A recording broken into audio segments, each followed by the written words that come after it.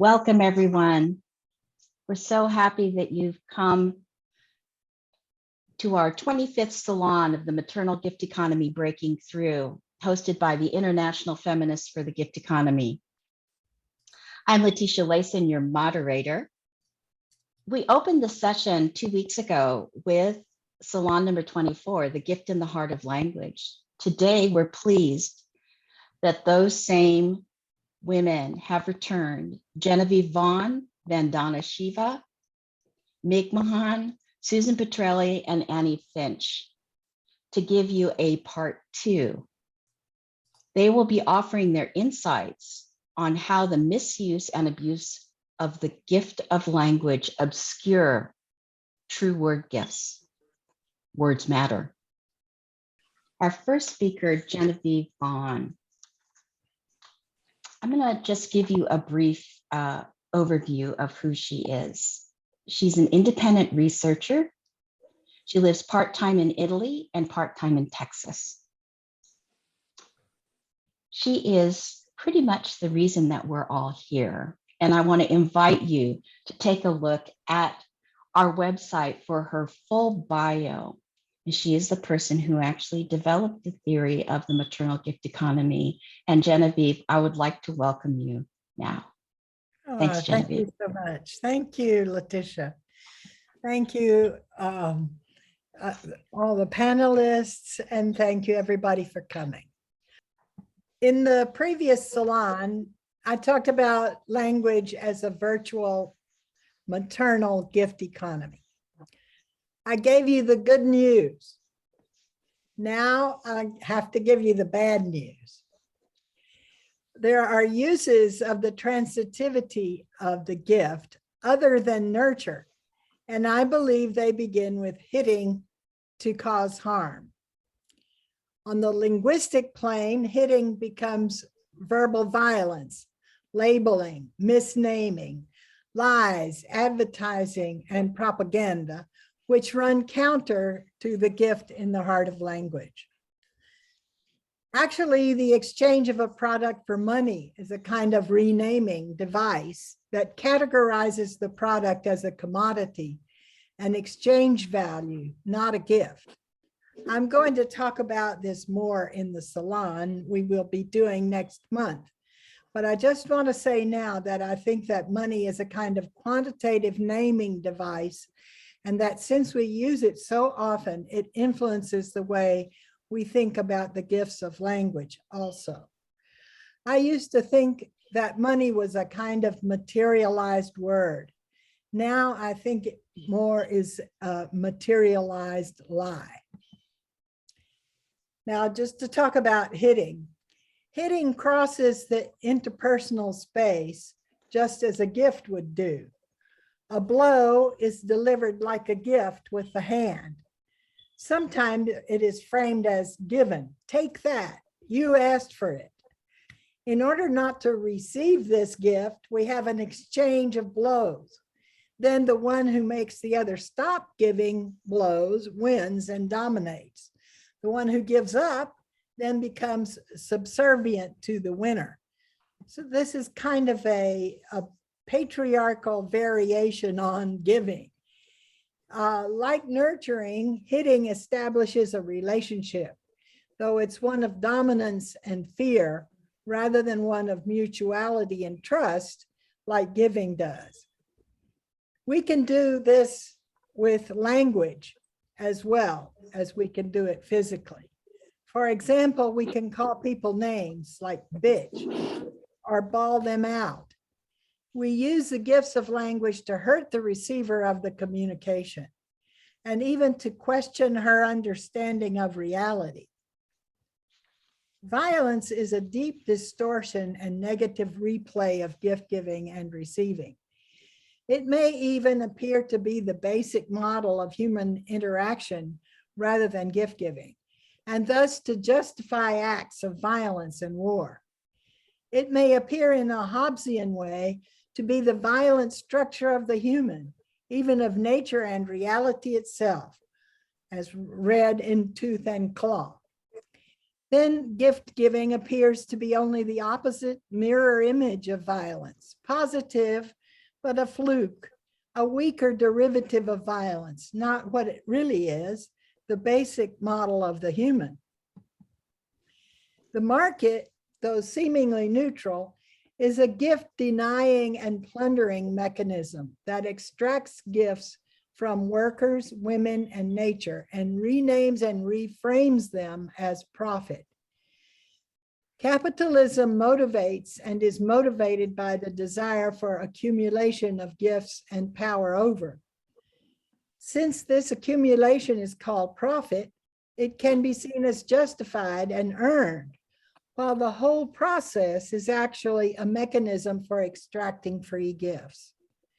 This allows the exercise of economic violence free rein, while relegating gifting to an area of individual moral choice, exceptional heroism, or saintliness. It can be considered a biological disposition to nurture. Either way, the neutral reasoning that comes from the market leaves the way open for violence, while discounting the general existence of gifting, except as it serves market purposes in gimmicks and giveaways.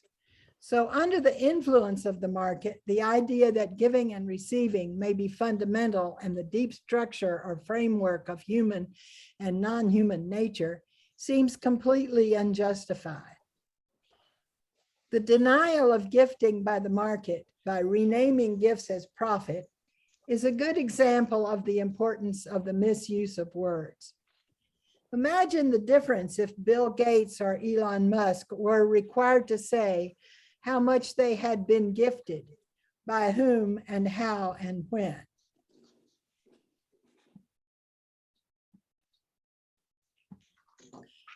Capitalism and patriarchy are not just the rule of money and men. They are a complete misunderstanding and misnaming of what human beings are. If we are going to solve the problems patriarchy and capitalism have created, we need to find our deep roots in something that is neither and comes before both of them. We need to tell a new story of who we are, give ourselves a new name, Homo donans, the giving being, not Homo sapiens. Knowledge, sapientia, is not enough when our knowing is false, because it is deeply influenced by patriarchy and an economic practice in denial of and exploitation of gifting.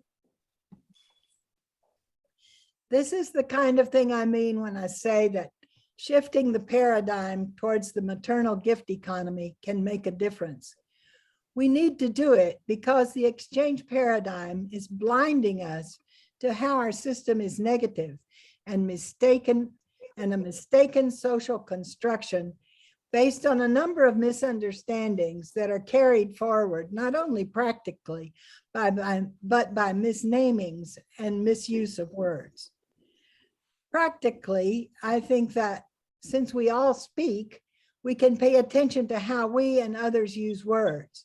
We need to distinguish between gift and exchange, not call gifts exchanges, because that makes gifts invisible. To be really radical, I think that we should change many of our words. For example, we should not use the words male and female, at least regarding young children. We should say we or they are all human, and that the physiological differences do not make a difference until they are old enough to use them. This would let us find and establish our basic human identity in the beginning as Homo donans, and not have to look for it after the fact in the divisions of gender. Let me mention lying.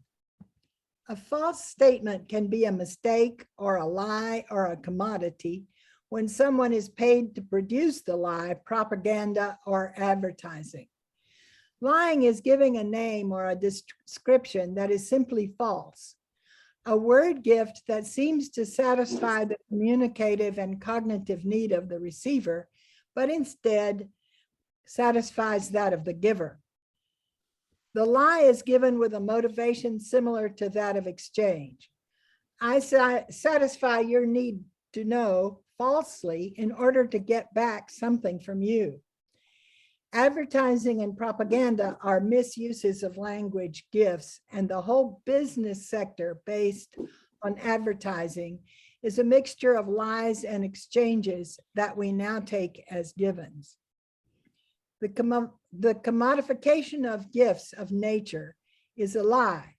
Capturing a gift with a money name so that it cannot be given but only bought and sold causes hardship and death for many people. The patenting and intellectual property rights are also a privatization that is only made necessary by the lack of acknowledgement of gifts and gifting. In this situation, the truth is the greatest gift, and speaking truth to power is the best and bravest thing we can do. Patriarchal cultures notoriously try to impose their own languages on the people that they are trying to dominate. So they make themselves the authorities on the gifts of nature and culture and discredit others. Some of this is a product of the culture's patriarchal domination over women, over the gift economy, and over academic, political, and even daily discourse. Just as the market takes over and exploits gifting, and as colonization takes over and commodifies the gifts of the people and the land, colonizing languages take over and impose themselves on other languages and the people who speak them. English as the language of commerce is, at least for now, at the top of a dominant hierarchy of languages, while gift-based communities struggle to survive and their languages are attacked and decimated. As speakers of English, we need to renounce our patriarchal capitalist ways and support the people who are trying to reclaim their languages and their culture.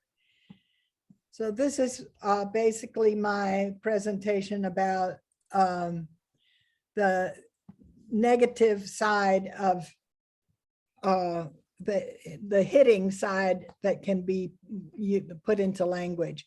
And so thank you all, and leave it open to the next person. Thank you, Jen. I think what we'd like to do is to have Vandana Shiva is calling in from India. Thank you again for staying up so late to be with us today.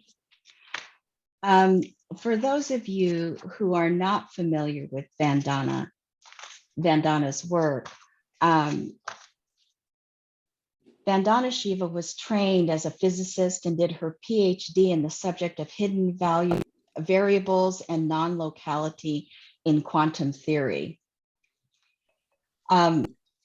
Later, she shifted her interdisciplinary research in science, technology, and environmental policy, which she carried out at the Indian Institute of Science and the Indian Institute of Management in Bangalore. I think we all know her so well, and please, I want to invite you to take a look at our website to see a more thorough bio for Vandana. But please, Vandana, welcome. Thank you very, very much. And thank you so much, Jen, for this conversation you keep regenerating in such a beautiful way. You bring us together. Today you said the rule of money and men, which is what capitalist patriarchy is. Basically, it misunderstands the world, it misunderstands reality, it misunderstands humanity. And as far as my work over these last 5 decades is concerned, I see it misunderstanding creativity in a most basic level. And it is the lie that the constructs of men and money are the creative force of the universe, like capital is a construct. But it becomes the creative force in extracting from the gifts of nature, the gifts of humanity and gift of society, as you have repeatedly pointed out. And the denial the denial of nature's creativity, of women's creativity, of the creativity of indigenous cultures, economies, is the violence we witness on a daily basis. And a lot of people think that that violence of colonialism is over, but I see it intensifying, even though at the same time there's a rising of the gift thinking, the gift imagination, the gift cultures, and the gift economy. So in my, and for me, the mothering has been both what human care does, it gives and gives care, but mothering is what nature provides. Of all our indigenous cultures, nature is Mother Earth. Nature is Gaia and Pachamama and Vasundhara and Terra Madre. And whether it's colonialism or the constructs of what is called the only knowledge, denying all other knowledges, the Baconian Cartesian way of looking at the world mechanically, well as privileging the colonizer to be the only kind of human, and therefore all of us in the colonized places, cultures, were defined as part of an empty land, and our humanity itself was denied. So if you look at the legal jurisprudence of colonization, and it's more stark for Australia, the idea of terra nullius was the land is empty because it doesn't have people, because these people are not fully human. And this denial of our humanity is the correction of decolonization, every movement of decolonization. And the construction of terra madre into terra nullius is, of course, very complex. As a scientist, I try to make sense after,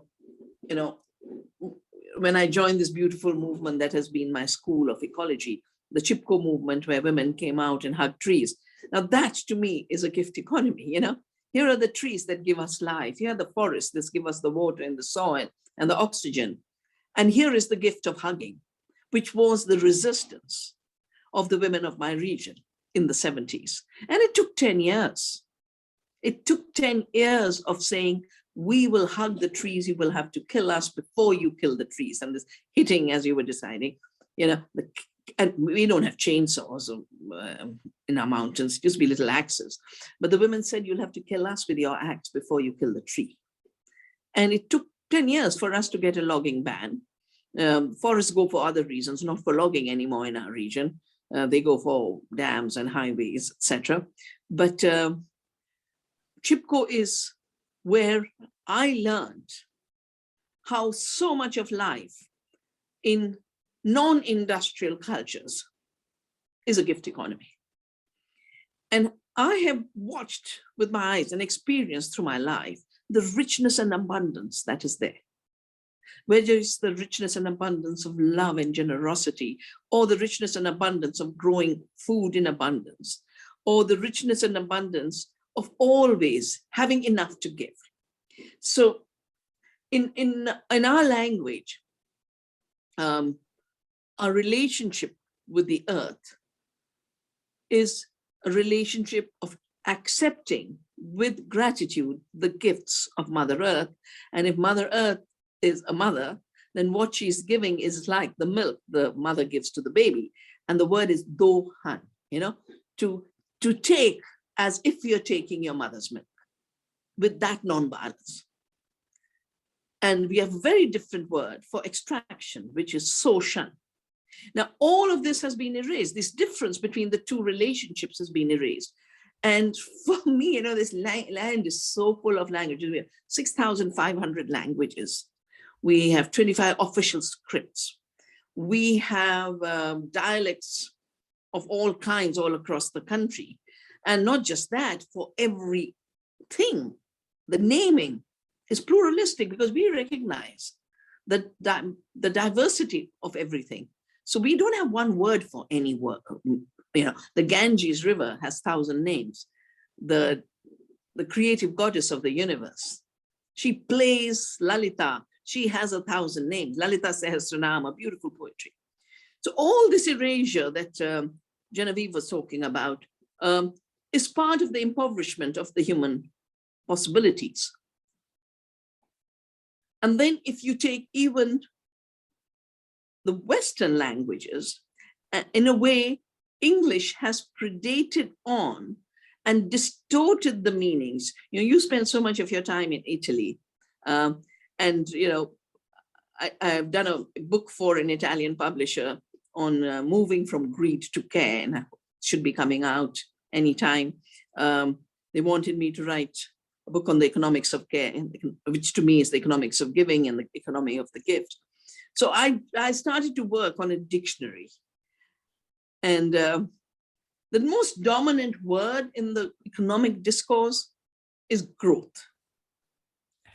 And you know, we're having a time, you know, it's an annual plan is being made. And here were all these pundits, you know, all these economists saying, because there's been a slowdown because of COVID, now the government should sell all the assets of the public, all the railways and the airlines and all the insurance companies. We have a public insurance and all our public banks. This should be sold for growth. Now, how can you're selling off the wealth of the nation and the wealth of the public and converting it into money that is a very deceitful measure become counted as growth? Because now, you know, a railways has the potential to grow services of mobility. The money that goes in the hands of the privateer has absolutely no potential to serve anybody except for them to invest in the next traction. So the growth always related to life. A fetus grows into a baby, and a baby grows into an adult. My work on seed, a seed grows into the tree, or a rice plant, or a wheat plant, or a corn or bean plant. That is growing. The growth is about life. But it's now been turned into not just commodification and measurement of money availability in society, but it's done by a definition that is so capitalist patriarchal. And it was created during the war. The word, the GDP, GNP measure was created during the war. And you know, this fellow feminist, she's also eco-feminist, and she was at one point, you know, she was the youngest parliamentarian in New Zealand, the one who led the movement against nuclear power and nuclear weapons. And Marilyn Waring, it's called If Women Counted. And Marilyn and I have done a lot of work together, including starting the women's studies research in Norway. And I want to show you this ancient, you know, copy of a Viking ring that they gave us from the women's ministry at that time. It's a copy of a 310 design. But Marilyn's book, you know, she wondered, she said, every time we want money for childcare or women's rights, we are told there's no money. And every time they want the next big fighter plane, the money is available. She said, how come money is always available for the wrong and destructive and violent things? So she went back and went to the roots of the national system of accounting and found the definition of growth is if you produce what you consume, which we call the circular economy, then you're not producing. Yeah. So all of women's work, all of nature's work, all of peasant production, all of subsistence production, all of it is reduced to zero. And every extraction from that totally self-replenishing gift economy is then called growth. Or take the word labor. It is about giving birth. The word labor's roots is about giving birth. Mm-hmm. Now labor is that bit of a human being that's extracted to be used in the money-making machine. Yeah. Or take production. It is today the production of commodities for the market, but its roots in Latin. How do you say producere or producere, Jen? Cere or care? I don't know in the Latin. I think it's probably cere. It depends on where you're. So producere, producere, whatever it is, the word, you know, producere, to bring forth, to give birth. So all of the economy before the rise of colonialism is based on birthing, mothering, creating. Let me very quickly go back to an image you had shown in the last salon, which was the barcode on everything, the barcode on trees, the barcode on butterflies, the barcode everywhere. Now that barcode is the patenting. That is the stamp, this is mine. This is the ownership. Now, ownership of land was created by colonialism. No society, not mine, not the North American cultures, not Africa, not Australia. Nobody owned land before that. The land was a commons, and it was a gift of the earth. And our work was to take care of it. It's not that we didn't produce food, but we didn't produce it either thinking this is my property or thinking I produce a commodity. And we grew more food, we had more abundance, we had no hunger. The commodification ownership of land was extended in the minds of the capitalist patriarchs, and particularly the corporations in the late 80s, with the idea that now we should own life. And I won't go into too much detail for respect of time, but the very idea of patenting life is based on the illusion that life is created and invented by the one person who has a patent. But what does Monsanto get a patent for? Shooting a gene into a seed. They don't make the seed. So my life's work was started in 87 with the seed, because I said, but you don't create the seed. You can't invent the seed. Seed is not a machine you make. And in a way, we've reclaimed the gift economy of the seed, both by creating community seed banks. We've created 150 in this country in the hands of women. And through that, we have created more climate resilience, because we've saved all the seeds that can tolerate floods and drought and salt. But more than that, our seeds have more nutrition because we bred for nutrition, not for the market. In the market, you can sell a nutritionally empty product by weight, by the total Cartesian measure of just weight and size. But what matters in food is its nourishment. The gift of food is the nutrition and nourishment it gives. So we absolutely shifted the meaning of what food is, and we brought it back to the gift economy. And the beauty is, working in the gift economy of seed and food and women's communities, we have created models that can feed 2 times India's population. And I'm sure across the world, if we were to regenerate and replenish the economy of the gift in nature and the economy of the gift between nature and people, we would have no hunger. We would have no unemployment. We would have no irrelevance of any human being. So thank you again. Oh, and just one last thing. So, not only does this idea of inventing life, it's a lie, but it allows the lie of piracy. That I'm from a valley which produces the most beautiful basmati, the aromatic rice. And a Texas company, we did this work together, Jen. When I requested, I said, can we have a campaign to stop the piracy of basmati? Or the neem, the beautiful tree with 1,000 uses that controls pests. We fought that case 11 years. And it was a group of 3 of us, 3 women with nothing. Yeah, just love and the gift. Linda Bullard, who was president of the organic movement globally, Magda Alouette, who was the president of the Greens in European Parliament, and me. I did all the work here. I mobilized people. I collected 100,000 signatures, and they took care of the case in the European Patent Office in Munich. And we reclaimed the gift of our biodiversity, of our seeds again and again and again. And the idea of biopiracy is the idea that I can take indigenous knowledge and patent it and say it's mine, I invented it, which is what colonialism is based on. And we're going to see more of it now, because now it's being done digitally, and you can sit anywhere and just make a genomic map. And maps have always been means of conquest and means of ownership and means of mastery. So we are entering an exciting time, and the work you have done, Jen, and the bringing together of all of us is a small little seed that shows the alternative.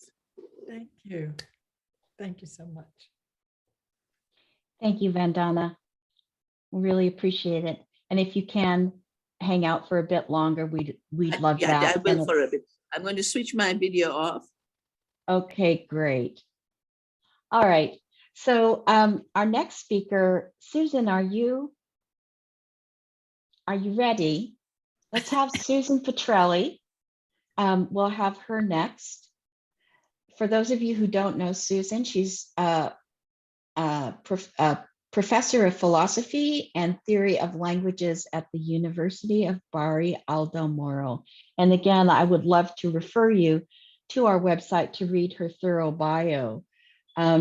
She, along with Augusto Ponzio, introduced the seminal notion of semioethics. Semioethics. Perfect. Welcome, Susan. Thank you. Yes. Hello to everybody, and thank you, Jen. I mean, I think if I understand correctly, we're all here. Well, I'm certainly here thanks to Jen, who has been inviting me and encouraging me to participate in this group. And I must say, it's a wonderful group. So thank you, Jen. I'm here to speak about language, and I just want to say it really is interesting and important the way Jen unifies language and behavior, language and human action, language and human behavior. This focus is something we should not take for granted, in fact. In mainstream studies on language, the tendency has been to concentrate the attention on the physiology of language, the history of language. The attitude has been mostly descriptive of how language functions, and therefore the functioning of convention, the morphology, the grammar, etc., etc. Then there is another trend, obviously, which gets stronger and stronger with the introduction of pragmatism, which looks at language in its relationship to context, and evidences the importance of the relationship between language and action, the effect of language on behavior. And this is, I would say, the line of development that Jen, that you are carrying ahead and really pushing forward, unveiling all the implications and showing just how important language is. And in fact, language is the bearer of values. Language is the bearer, transmits and also shapes values, visions of the world, ideologies. I was just thinking about this meeting today. I was thinking about language, verbal language. The meaning of language is much broader. It's verbal and non-verbal language, and language is a word appropriate for the human sphere of life, and not the non-human, but we won't go into that now. Language is an expression of nature. This is the extraordinary thing, that there is no division or separation between nature. You know, there's been this dialogue, a debate about the relationship or separation between nature and culture. Culture, humanity, and all our instruments of expression are expressions of nature. Verbal language in itself can be considered as an instrument through which the breath of nature finds expression. And then this is the gift of nature. And then, of course, we play our instruments, and we play the instrument of language, and we play it well, or we abuse language, misuse language, and play it poorly. But the point is that we forget thanks to this, what would you call it, an anthropocentric, an arrogant anthropocentric view of life, which is connected to ethnocentrism and glottocentrism, pushes us to forget our place in the order of nature, pushes us to forget that, that the relationship between language, the life of anthropos, humanity, is profoundly interconnected with the environment, with ecology in the full sense of the term. So there is no separation. Language is, I just took a few notes. So language, an instrument gifted by nature, through which nature finds expression, the breath like through a wind instrument. The problem is, therefore, that we can use language well or misuse language. We need to, at this point, referring to the title of this meeting, we need to ask ourselves what we understand by misuse, the misuse of language. What are we looking for? Language is not fixed. Language is meaning. Language implies meaning, and therefore behavior and values, we said. There are purists who insist on a certain form of expression, insist on grammar, fixity of meaning, etc.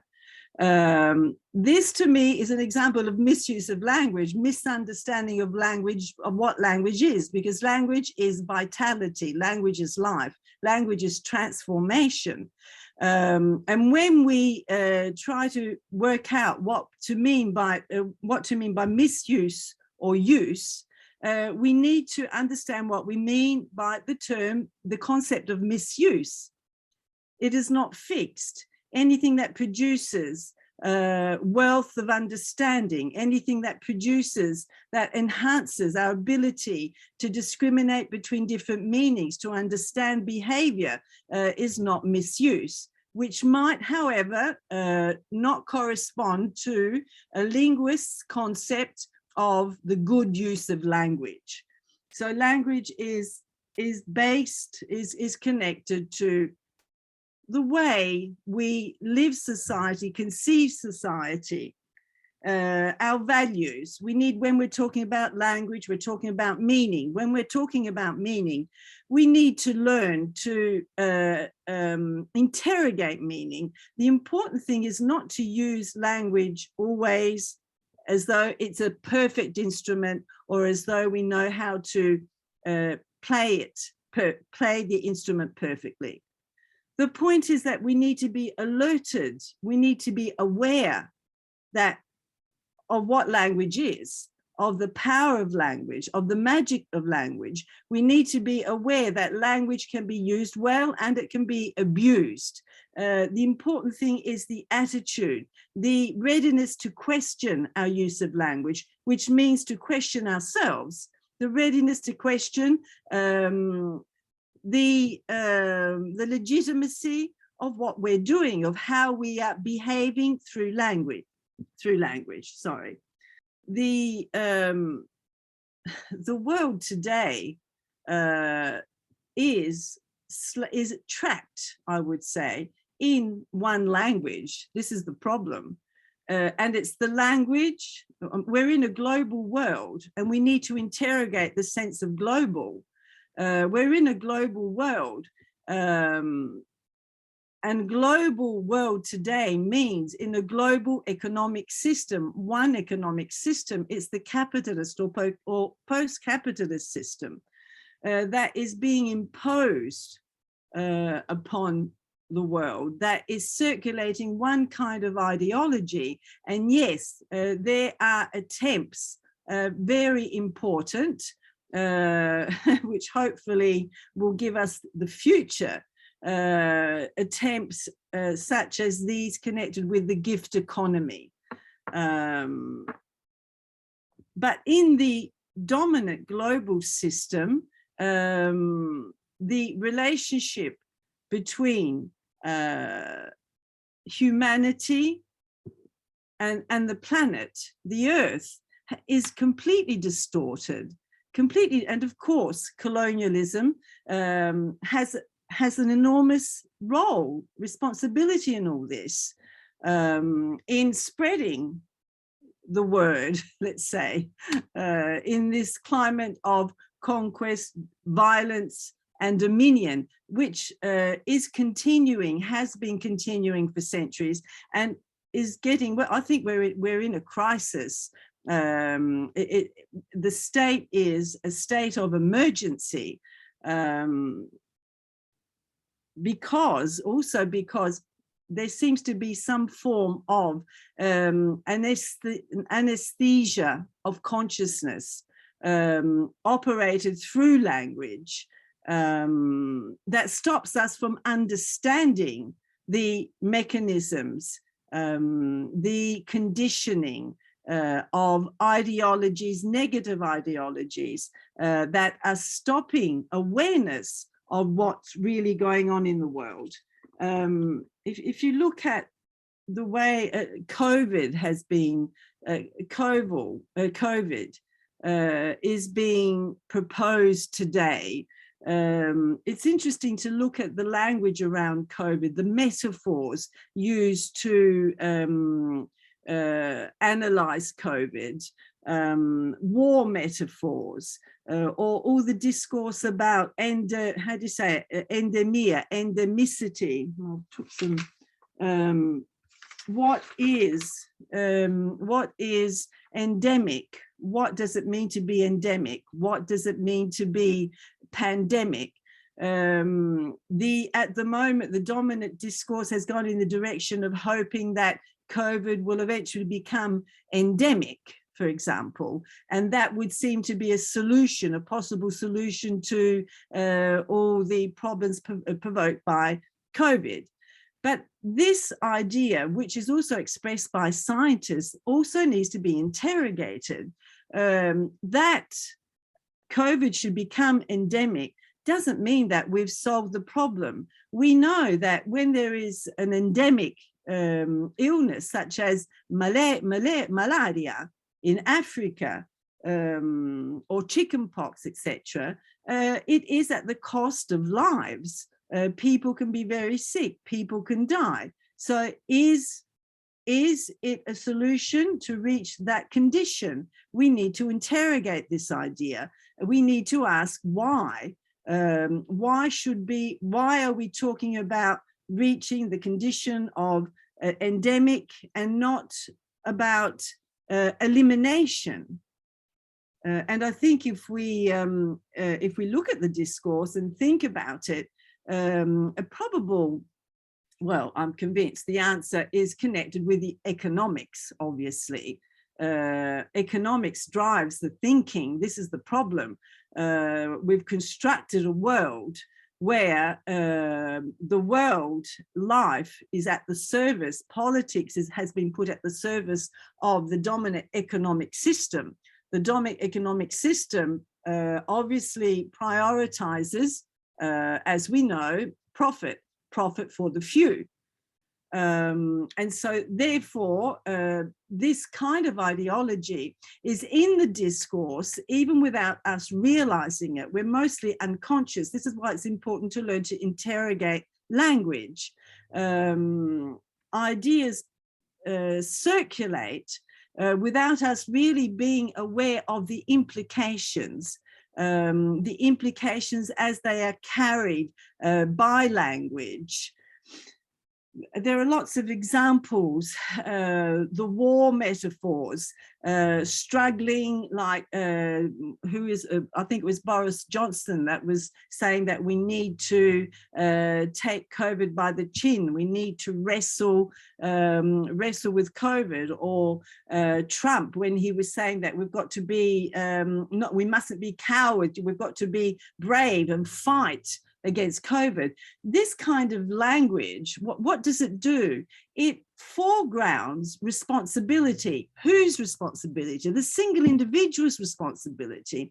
And therefore, it puts into the background the government responsibility, the collective responsibility, the responsibility that a government needs to assume to protect its people and to protect its people efficiently and totally. With COVID, we've had the war metaphor has set the virus against the people. And we've had the scientists looking, studying, analyzing the virus, and who have come up very quickly with vaccines of various types. But then there are problems. The virus is quick to reproduce itself. On the other hand, though, governments tend to be slow to take the right provisions. Why? It's all to do with economy. Look at what happened but with what economy? This is the problem. Which economy? It's about saving the capitalist or post-capitalist economy based on profit and not at all interested in the health of the people. That is not the priority.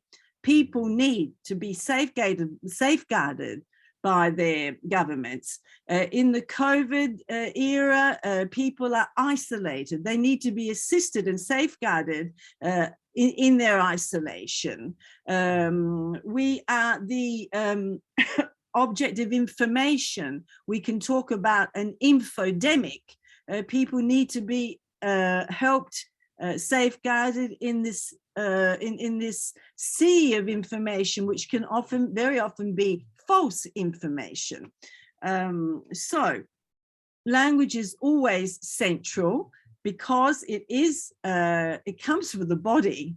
It involves conceptualization. It comes from the body, it comes from life.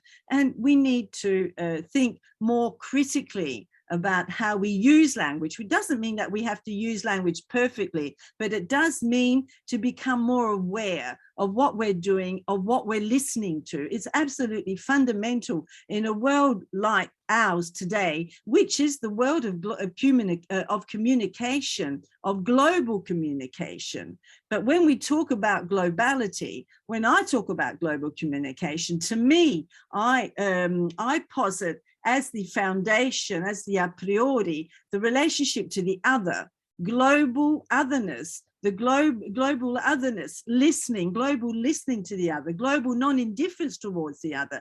These are the values that need to inspire our language. Instead, the dominant interpretation of globality, which inspires the politics worldwide, is about globalization in the sense of capitalism, which distorts. It's a system that is so pervasive that we think there's no way out, but there is. This ideology connected with capitalism is passed off as the logic of reality. This is the big trap, to understand that it is not the logic of reality. We are not condemned to this kind of logic. We are not condemned to capitalism. We are equipped to be much greater. We need to get out of this box. And this is what we need to be working for, which is what you're doing. In theory and in practice, Jen and the women who work with you, and for which I thank you. The planet needs to be grateful. Thank you so much, Susan. That was a beautiful wrap up, and your words were just so poignant and referencing us directly to how we choose to speak and think, and how critical it is to get out of that capitalist or post-capitalist box. I just want to cheer you on with that. Thank you so much. I just wanted to give you a message that Mick Mahan was on just briefly, and it seems there are storms that are happening in the Northeast. She may be part of that and having a challenge being able to have a stable internet. Diane and I have spoken, and we hope that this week we'll be able to record her talk for you and edit it in so that when we put up the video, eventually we will have added her voice for you. So with that, know that you'll still hear her words. And I would like to invite Annie Finch as our next speaker. So Annie is an American poet, critic, editor, translator, playwright, performer, and editor of the first major anthology of literature about abortion. She is very radical.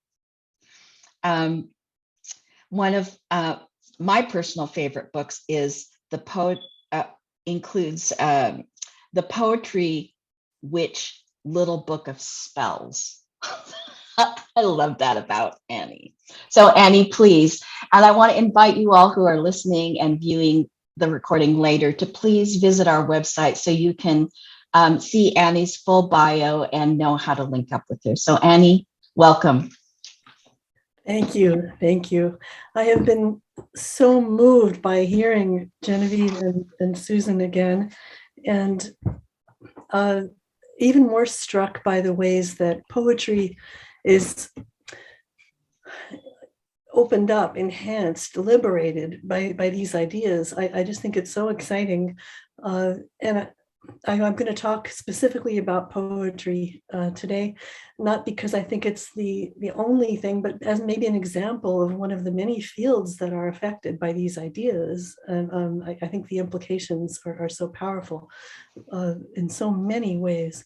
And specifically in poetry, because poetry is one of the ways that language is a gift that is given so powerfully to ourselves, among each other, down the generations. And certainly if we're talking the maternal gift of language, then the gift of poetry. I mean, even when mothers speak to infants back and forth, the studies that they've done show that the rhythm of their voices, even if the baby is brand new and doesn't understand anything in terms of meaning, the rhythms of the voices connect with each other and converse with each other. And this is poetry. I think, common sense tells us the history of thousands and thousands of years of poetry far before writing tells us that this is poetry. It is language in rhythm, language in dancing with itself and with each other, and dancing down the generations without any writing needed to convey these the dance of language, the love of language, the interaction with language.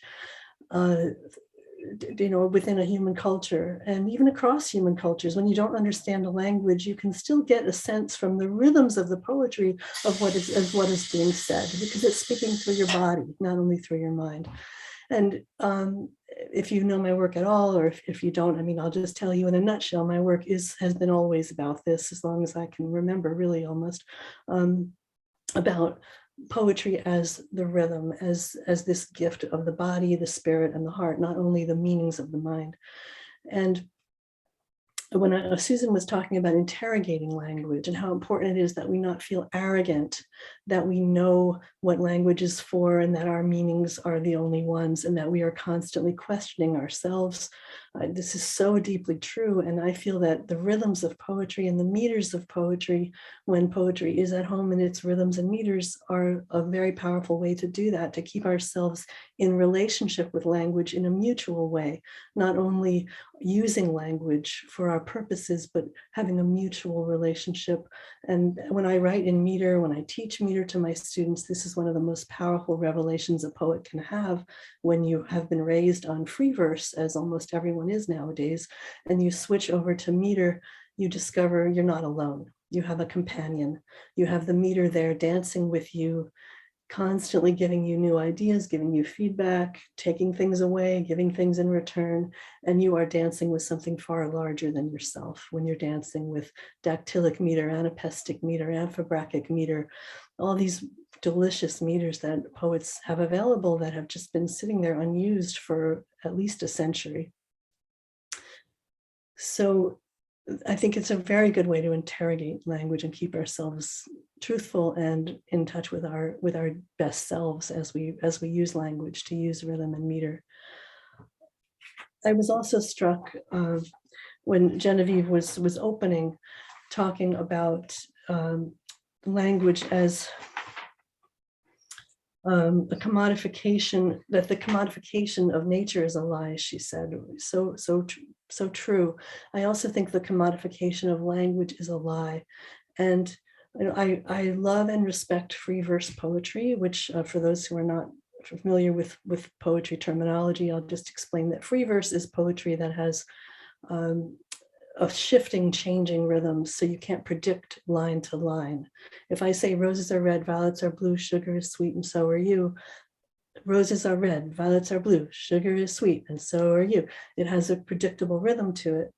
If it doesn't have a predictable rhythm, so that it shifts around and every line would be different, we call that free verse. And normally that free verse is written on the page. It was not really invented till after the typewriter, and it depends on the page for its effect. It's hard to memorize, and it's hard to really say it aloud. When people say it aloud, they often fall into this kind of embarrassing, weird kind of speak that people make fun of. So much depends upon a red wheelbarrow, because it doesn't have any regular rhythm, so you have to impose it on your voice in an artificial way. So I love free verse, of course, every poet does, but I have to say that when I heard Jen say that about the commodification of nature being a lie, I thought to myself, in a way, free verse is also a lie, because it is depending on the gift of language, and it's a parasite on that. All free verse has rhythm in it, but the rhythm is not foregrounded. And instead of inhabiting that rhythm, dancing with it, and acknowledging the truth of the rhythm, instead, the free verse is taking that rhythm and using it, pulling little bits from it to be clever, putting it down on the page, putting it into a book that it can be bought and sold, a commodity, studied in universities, also a commodity. It becomes an intellectual commodity. Can you understand the poem or not? It all becomes about the meaning of the poem.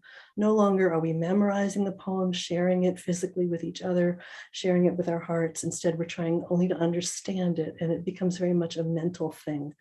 And I think this is why poetry has lost a lot of its audience lately in the last 40 years or so, because it has become a very mental thing. And so it has become commodified. And I think that is also a lie and a parasite on the actual gift of poetry that is freely shared, can be spoken aloud from anyone to anyone, that can be just passed along without any money involved, which is why I think poets notoriously have a difficult relationship with capitalism. And it's kind of a joke among poets, because the poetry is by its very nature a gift. So those are the only remarks I have. And now I would just like to share with you 3 poems. And as poets nowadays, you often have to apologize. Well, only 3 poems, because, frankly, it's not that much fun to hear free verse. Sometimes it can give you a headache. These are in rhythm. I hope you'll find them more enjoyable than most. And they're from my new book, Coven, which I've been working on for at least 15 years. And just as an example of the gift economy, I mean, thousands and thousands of hours revising it. And with a poem, you have to make it perfect, and it's out of time. It's totally out of time. There are poems in here that I wrote in 1983, and there are poems that I wrote in the last few months. And they all, to me, inhabit the same time. And it's really not a commodity. You can try to make it one, but I think in essence, you just can't. And so I read last time one poem that I dedicated to Jen, and I'm going to read 3 poems today, and each of them is in a different rhythm. So I'd like you to just feel these rhythms. The first one is going to be in the rhythm of dactyls, which to me is the rhythm of the heart. The second one will be in the rhythm of trochees, the rhythm of the body. And the third one, which I wrote at the Temple of Sekhmet, which Jen started in the 70s, I think, or the 80s, this amazing place where I spent time recently, and I wrote a poem there called In Sekhmet's New Temple, and that is dedicated to Jen and to everyone at the Temple of Sekhmet, and that one is in the rhythm of amphibrax, which to me is the rhythm of spirit. So you'll hear 3 poems, the first one in the rhythm of heart, then body, then spirit. Just as an example that not all poetry needs to be in the rhythm of the mind. And I will just make one more comment, which is that in the age of free verse, there's really only one meter that has survived. And that meter is the meter iambic, which in my system is the meter of the mind. And if it's not going to be just totally on the page with no rhythm, it's going to be the meter of the mind that takes over. And I do feel that this dominance of the meter of the mind is one of the reasons that as Susan was saying, we think so much in terms of exchange, because I think when you focus on the mind, In terms of poetry, it becomes an exchange for as much as poetry can be an exchange. When it's mind focused, it's about exchanging one meaning for another, maybe exchanging one metaphor for a different metaphor in the reader's mind, or giving the reader something on the page and saying, oh, here's a poem, you figure it out. So it becomes that back and forth thing, and maybe even a competition. It reminded me of when Jen was talking about hitting. Isn't it true that, when the poet, Billy Collins, well-known free verse poet, has a poem about, in a college classroom, you tie the poem up in a chair and beat it to get the meaning out of it. And I think that is often what people do with free verse, because you can't memorize it, you can't really dance to it, but you can sit there and talk about the meaning of it and try to extract the meaning. But it's in the meter of the mind that I think, without the balance of the other meters, these other rhythms that are so beautiful that I've been working on in my own poems for a long time now, the meter of the mind, the iambic pentameter, the meter of Milton and all that, and really the patriarchal meter of iambic takes over. So these poems, you'll notice, are not in iambic meter. They may sound unusual to you because one of them is in dactylic, one in trochaic, one in amphibrachia, different kinds of ways of arranging the rhythm of language. Invitation to enter the coven. Women's circles can be appreciated as a revolutionary, evolutionary movement that is hidden in plain sight. Quote from Jean Shinoda Boland's book, The Millionth Circle. Invitation to enter the coven. There is power like peace in the circle of women, wisdom opening, sharing us, spelling us deep till the listening moves us through quick touching smiles into lives our heirs breathe. And the secrets we weep are so heavy and wrong with the centuries' trials, insult, poverty, rape, torture, silence to keep. Shall we turn ourselves back to the circle of women?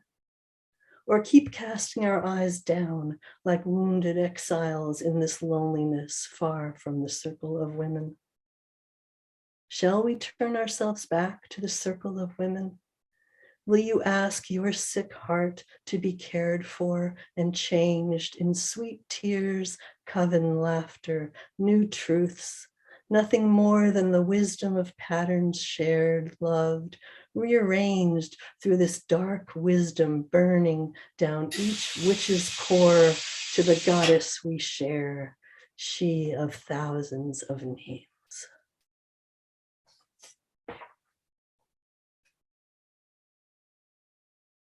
This one, in the meter of the body, wheel.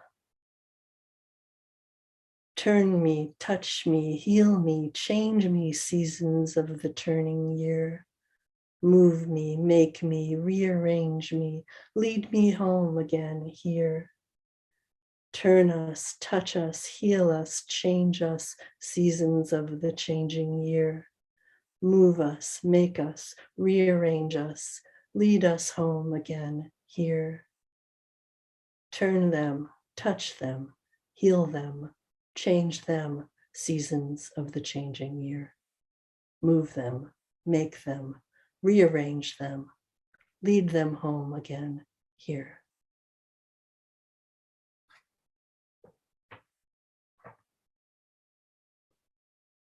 In Sekhmet's new temple, you've guided me, goddess. There's no turning back. The desert is blooming, and so is my heart. Its ripe inner channels have blossomed in black, sculptured lioness beauty. Here there is no lack. The moon on your temple floor loves me apart. You've guided me, goddess. There's no turning back, your fierce, kind eyes, unrelenting, that track and toss me and turn me until my lives start. You've guided me, goddess. There's no turning back, the push of your will at the small of my back. You've guided me, goddess. There's no turning back. Your voice carries me home. Your temple is back. The sound of your voice, like a sudden sharp crack, glowing the offerings laid in your lap. Your red voice is home now. Your temple is back. From points so unswervingly true and exact, my desert is blooming, and so is our heart. You've guided me, goddess. There's no turning back.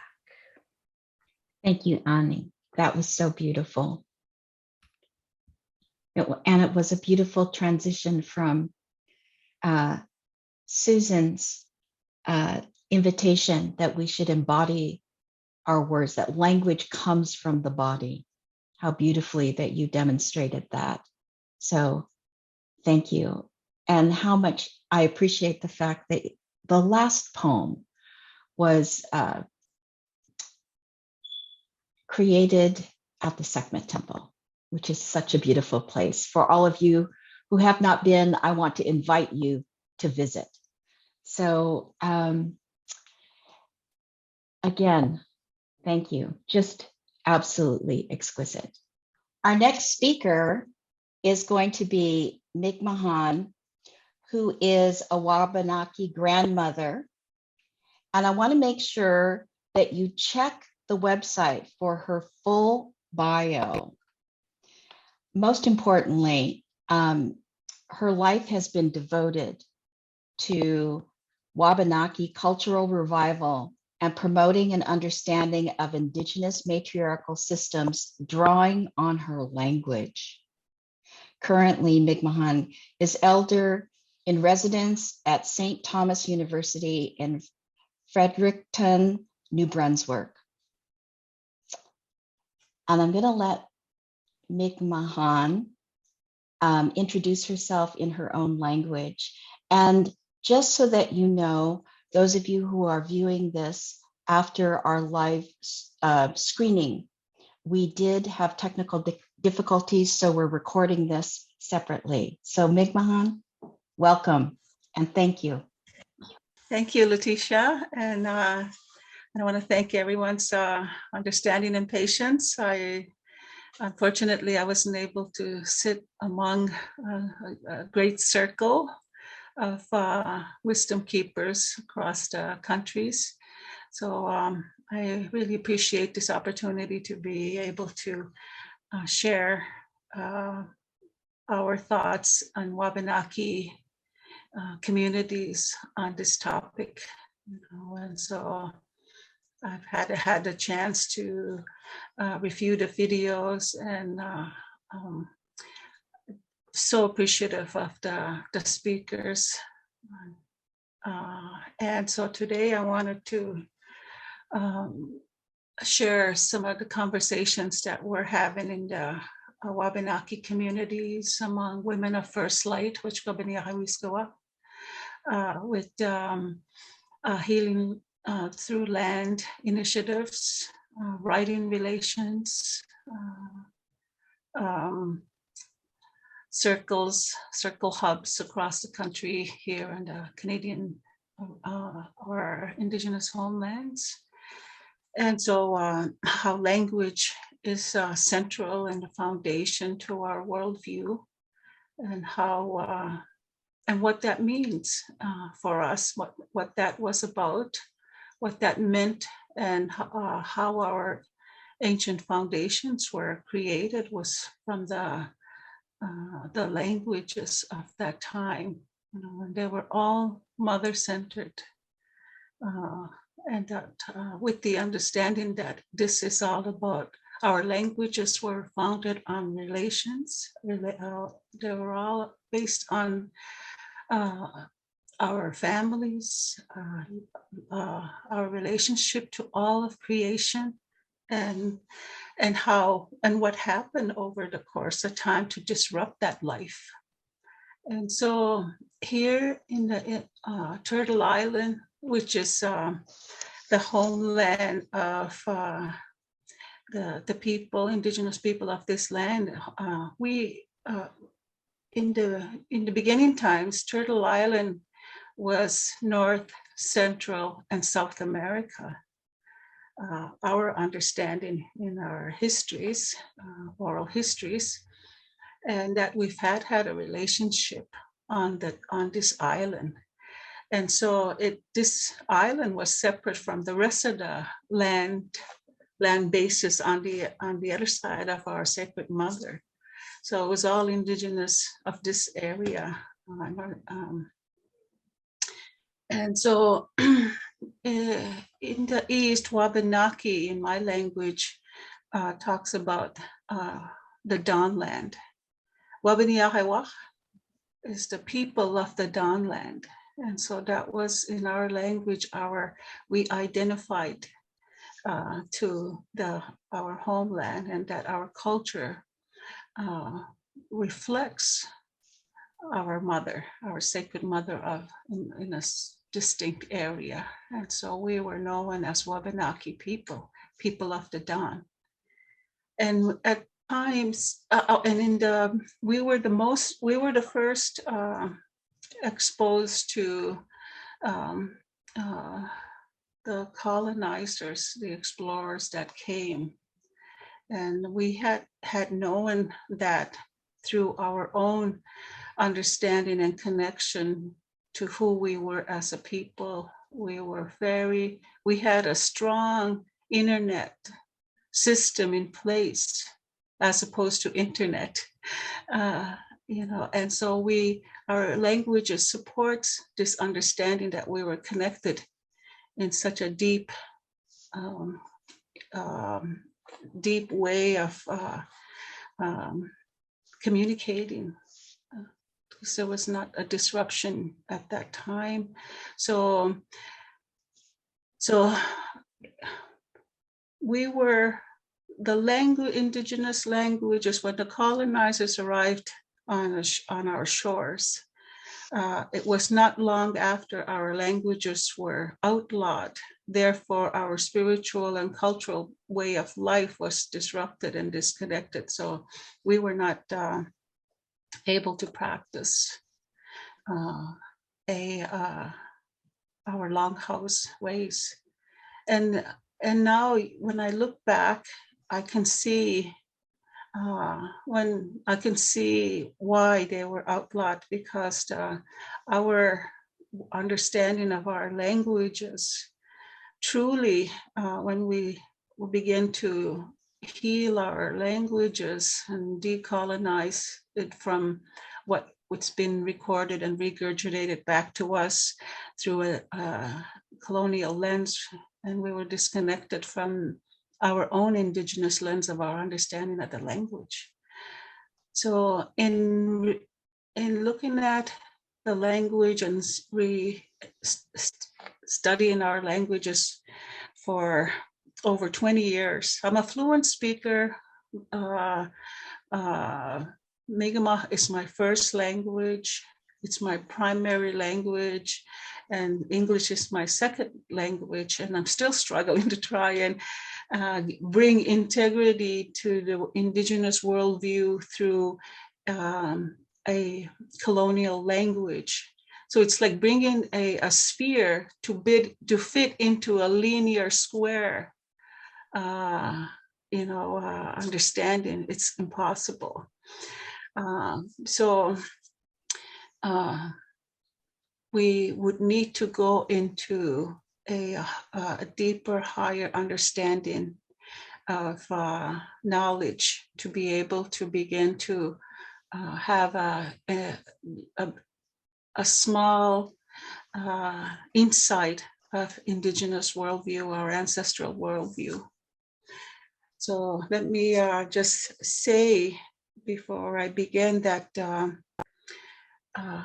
our languages were truly one indigenous word would be multi-layered, multi-dimensional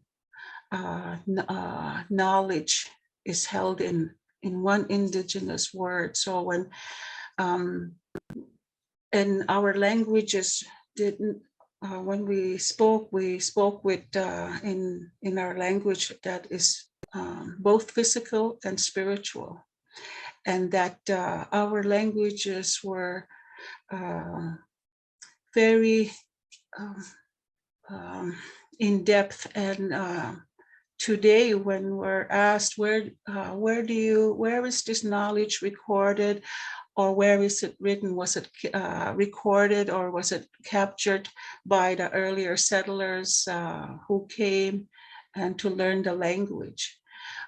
It hasn't been fully captured, because when the colonizers arrived, women were already had been displaced in that colonial setting. So when they arrived and started recording the language, there was an intent behind that. It was to separate us from our original connection to where the language and our way of life originated, who our first teachers were, and so on.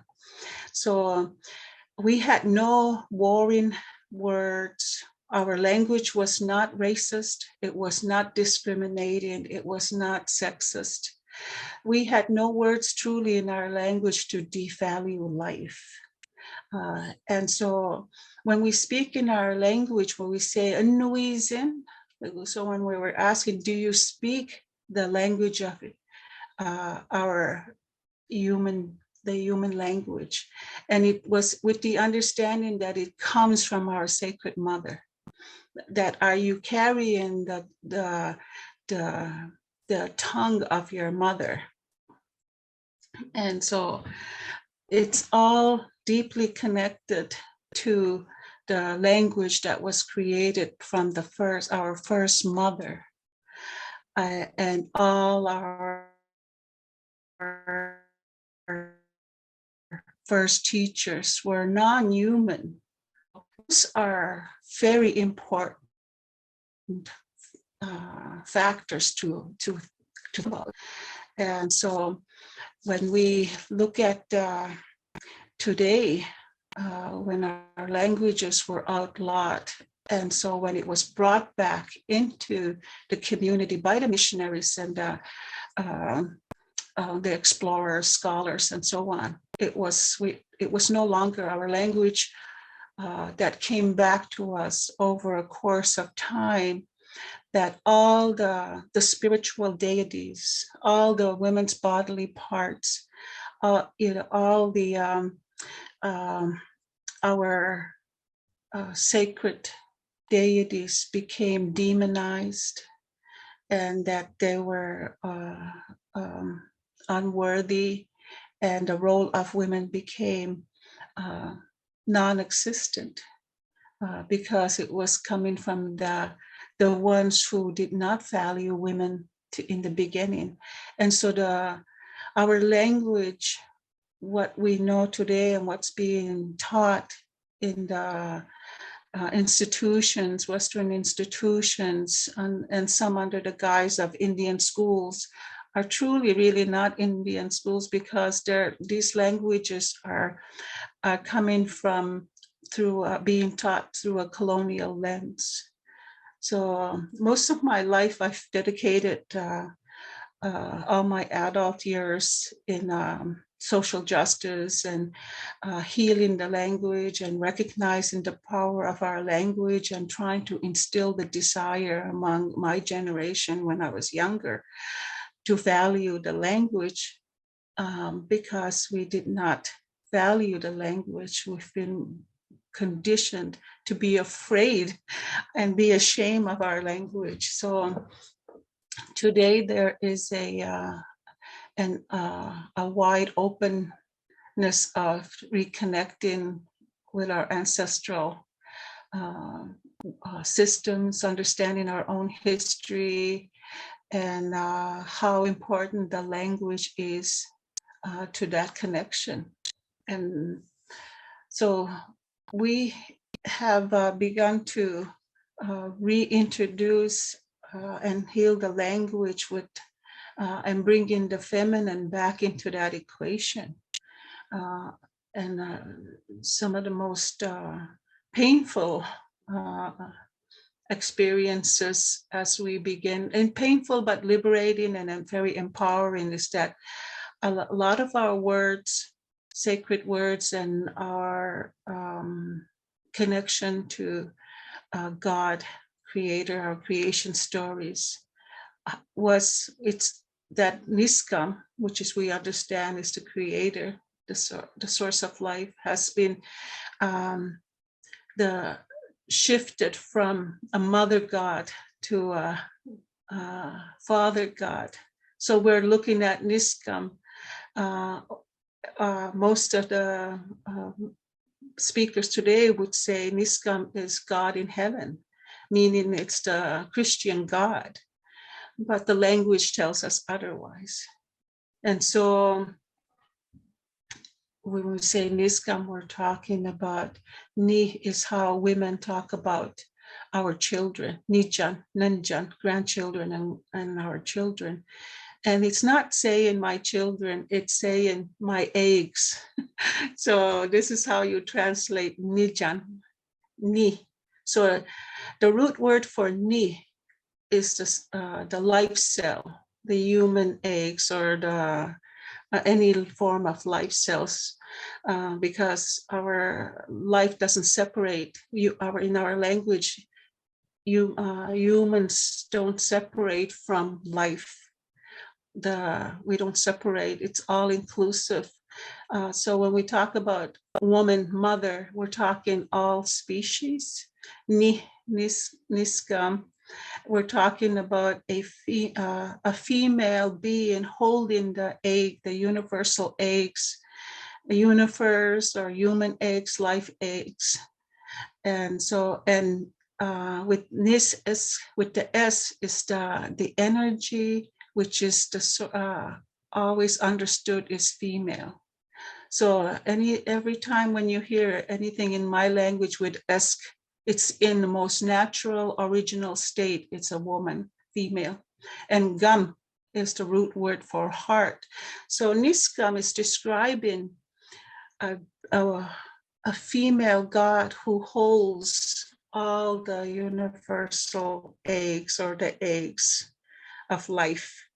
And she's feminine, and she's the heart of life. So the heart is the life force.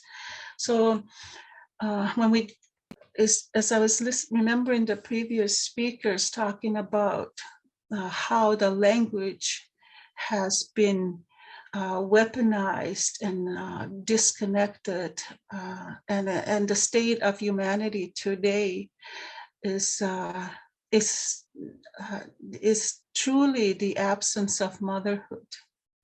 And so all ancient languages all over the world, according to my learning at this age, as I've had the honor of sitting in conferences sponsored by Association on Matriarchal Studies and Association by Women in Mythology. I want to acknowledge that, because I found my circle, international global circle of grandmothers, women knowledge keepers, and our stories are the same wherever we're at. And so I'm sharing that piece because we always hear cultural appropriation and how the English language and the in this colonial experience,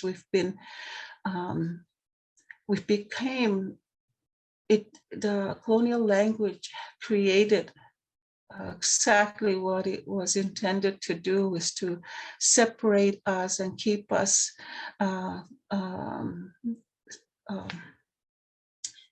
not understanding all our who we all are as the Earth's children, and that we all learned from the same maternal source, and we are truly living on a female planet, guided by the female cosmic grandmothers, which is our Nagu Set in my language is the grandmother of light, day, and Depkuna Set is the grandmother of night.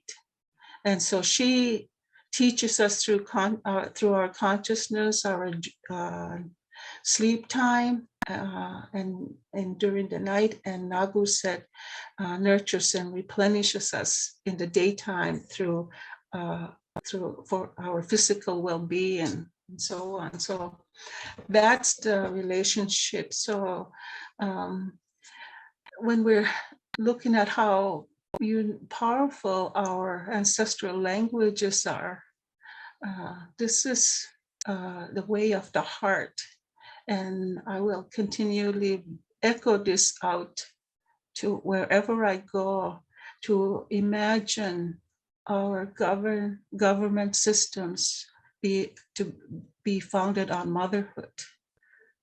So those are one of the central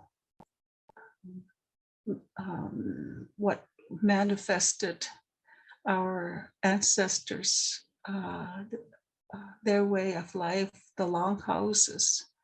One time I was asked to talk about a longhouse, so I typed in on Google longhouse to get an image to put on my PowerPoint presentation. When I typed out longhouses, the Google website took me all over the world.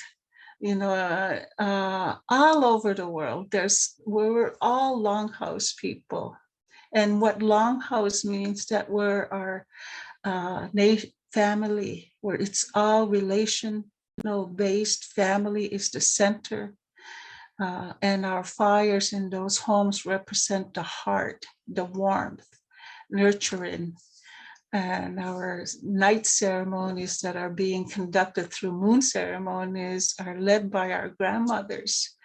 So I know the language is vital to making that human shift, to reunite and rekindle our connections of all cultures, and that the drum is in every culture. Dugadegan, in my language, we would say Dugadegan is our relationship to the drum, and it creates oneness and an awakening to our oneness, and that brings us to our place of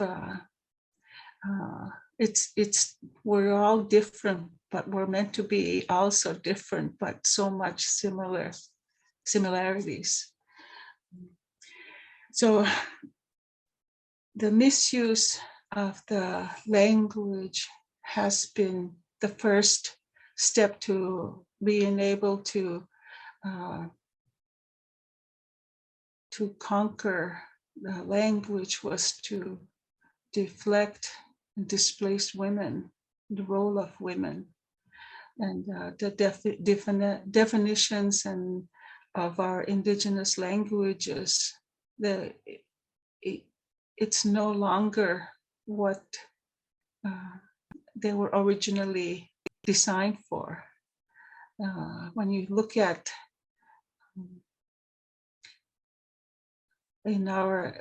for me, my personal experience is bringing women into the center of life. And when you begin, in our culture, we always talk about history, about how woman is the center, the heartbeat of the nation, the backbone of the nation, and women are revered, and so on. But we're using a language redefined and disconnected. And so language for us is that language in Wabanake languages. They're very instructive and descriptive. These are sources of how what's contained in our language. It describes our relationship, and what truly we understand when we speak in our language, that we're connected to all life. when we're speaking about in the English language, I'm saying the trees, the rivers, the sky, and so on, but it's so separate and so subjective and objective. But when I speak in my language, the Stohonk, Wiesisk, Sipul, Musugisk, Nagus, and Depkunasat, we are part, and each word expressing the different trees is explaining our treaty or our relationship to each other. There's a sacred contract of understanding how we are to each other, how we nurture and support each other.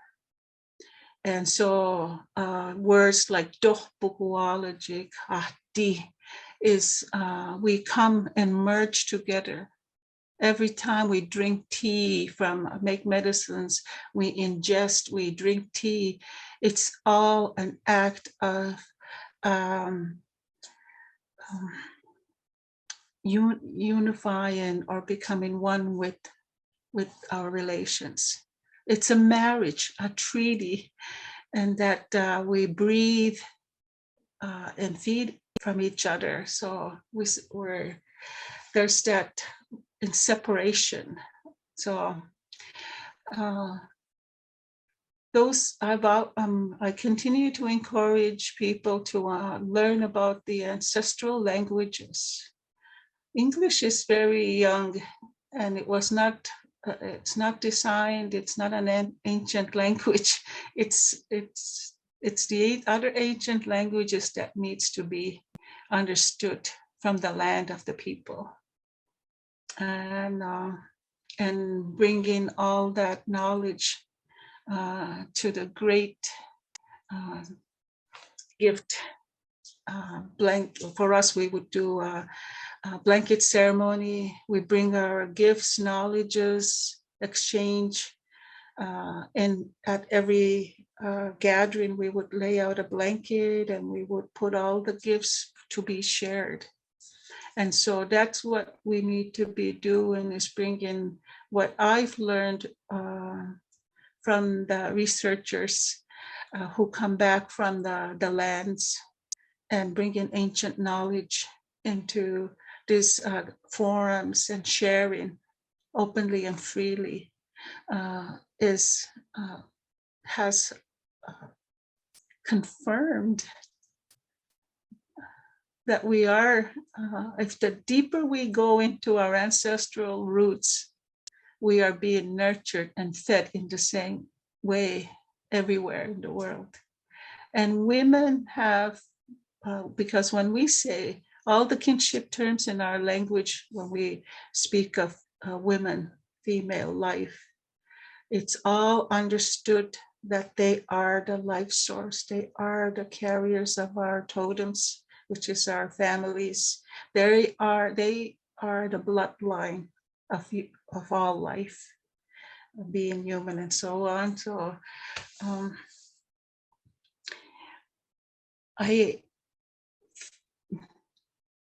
we are doing our winter gatherings, ceremonies, and all our ceremonies are an expression of honoring woman. We replicate and mimic Creator. And so all our ceremonies are in reflecting conception and birth, pregnancy, birth, nurturing, harvest ceremonies, and so on. And so this is when we begin to relook at our ceremonies and the role of women. It's to revere women is the only way that we are going to be able to shift the world and that we're all dreaming about, bringing families back to the center, and that we're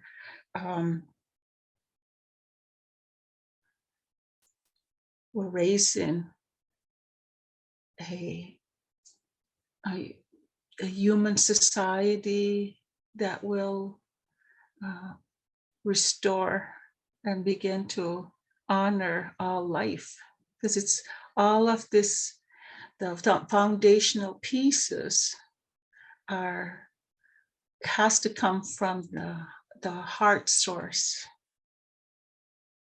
So imagine when a woman is truly revered and has her given her space of her space, and who she will create, the life that will come forth from her. So this is truly the life we're all dreaming about.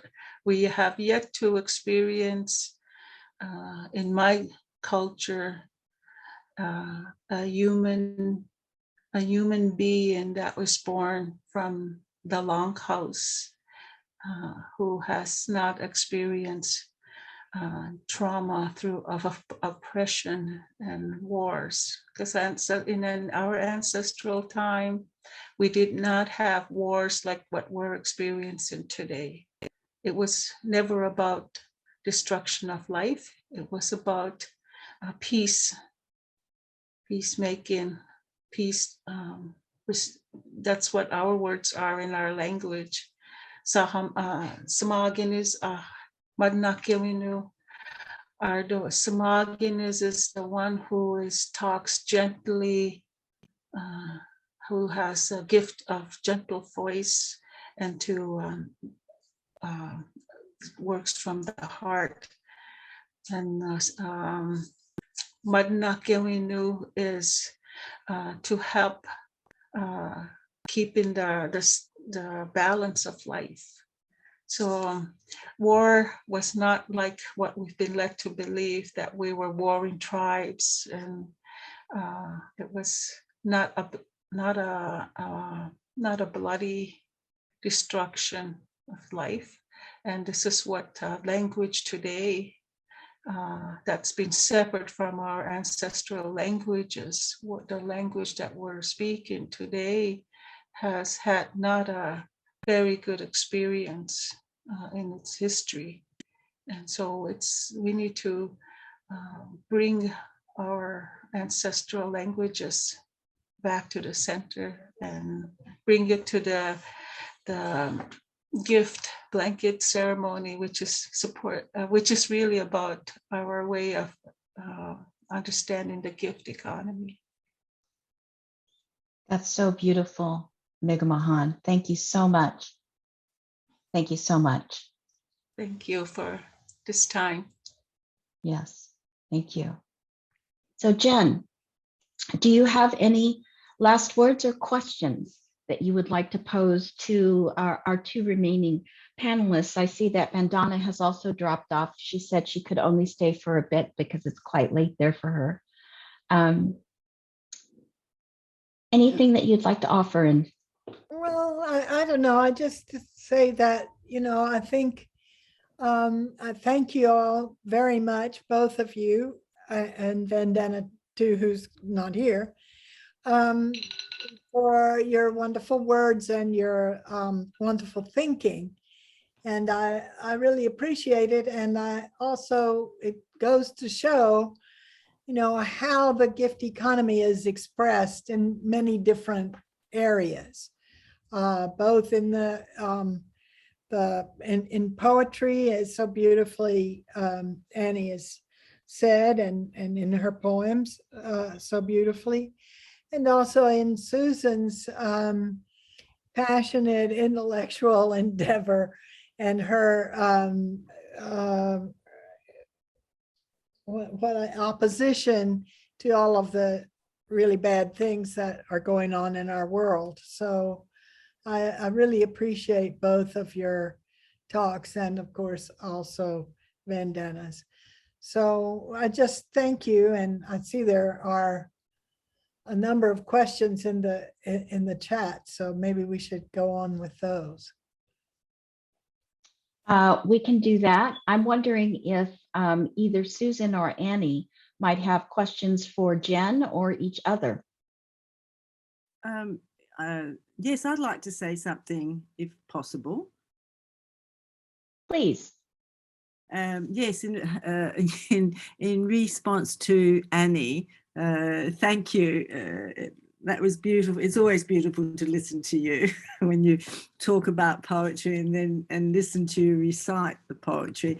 I just wanted to say that I so agree with what you with this passion about poetry, and to underline how, in fact, poetry, artistic discourse in whatever form, poetry in particular, literary writing, is a way of getting out of the traps that languages prepare. Like, there's this concept of the order of discourse. This is the problem. We live in the order of discourse, right? Which is the dominant order of thinking, the order of language that is completely conditioned and oriented by a dominant worldview, right? And which leads us to speak in a certain way, to relate to people in a certain way, to understand language in a certain way. It's the trap of the order of discourse, and it's based on, this order of discourse is based on the value of identity, of closed identity, of defending a given type of identity. In this case, the the identity of a capitalist system, the identity, therefore, of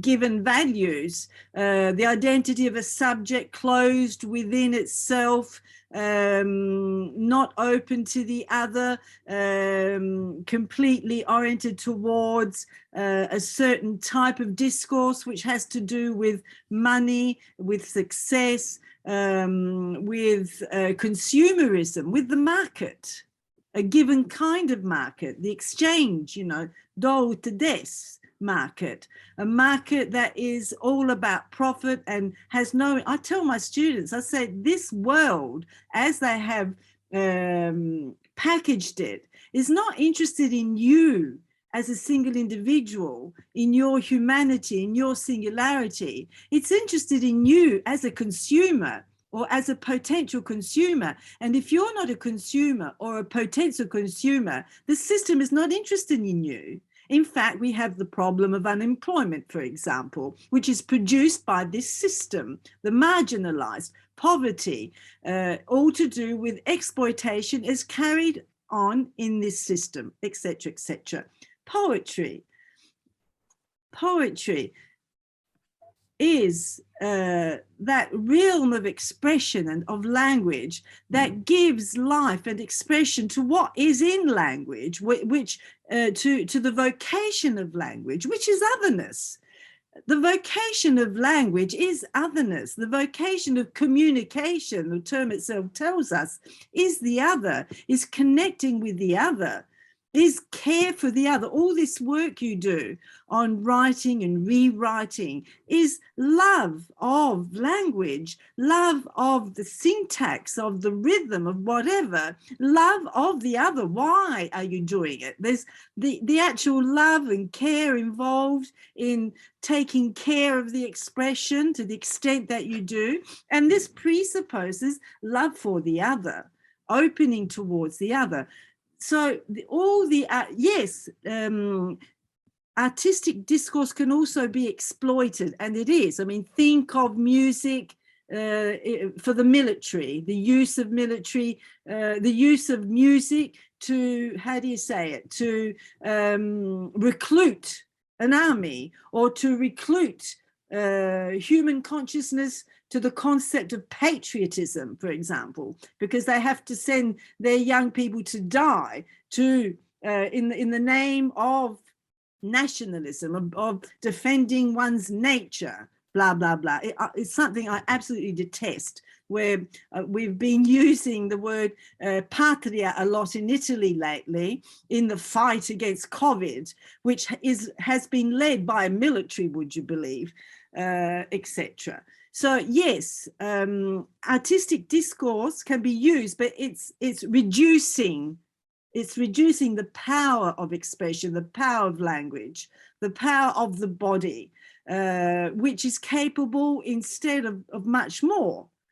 And poetry is artistic discourse is revelation, and it's also revolution. It's where it shows us how we can carry on the revolution against being trapped by one selfish, greedy, myopic, short-sighted ideology, which wants to make us believe that we don't have to worry about anybody else, if not myself, full stop.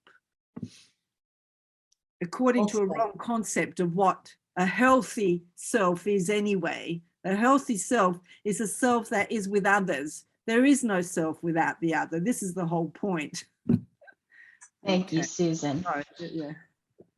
That is so profound. It's very profound. In fact, there is a word in Tagalog called kapwa, and that is at the heart and the root of the indigenous Filipino psychology. And that word translates to the self in the other as an interconnected reality, that there isn't an intrinsic unit. We cannot be ourself without an other. So this is the whole point. You know, we've lost contact with the earth and with the indigenous people in Australia. We have the Australian Aborigines, all their stories, all their Dreamtime stories are about this inevitable, inescapable relationship between man and the earth, and the languages. They had so many languages, so many with respect to the limited population, lots of languages, because they were all languages of life, all ways of expressing the life, the vitality of the earth, which we are earth. We come from humus, madre terra, madre humida terra. Anyway. Yeah. thank you so much. Thank you. Annie, you're unmuted. Did you want to offer something or? Oh, yeah, well,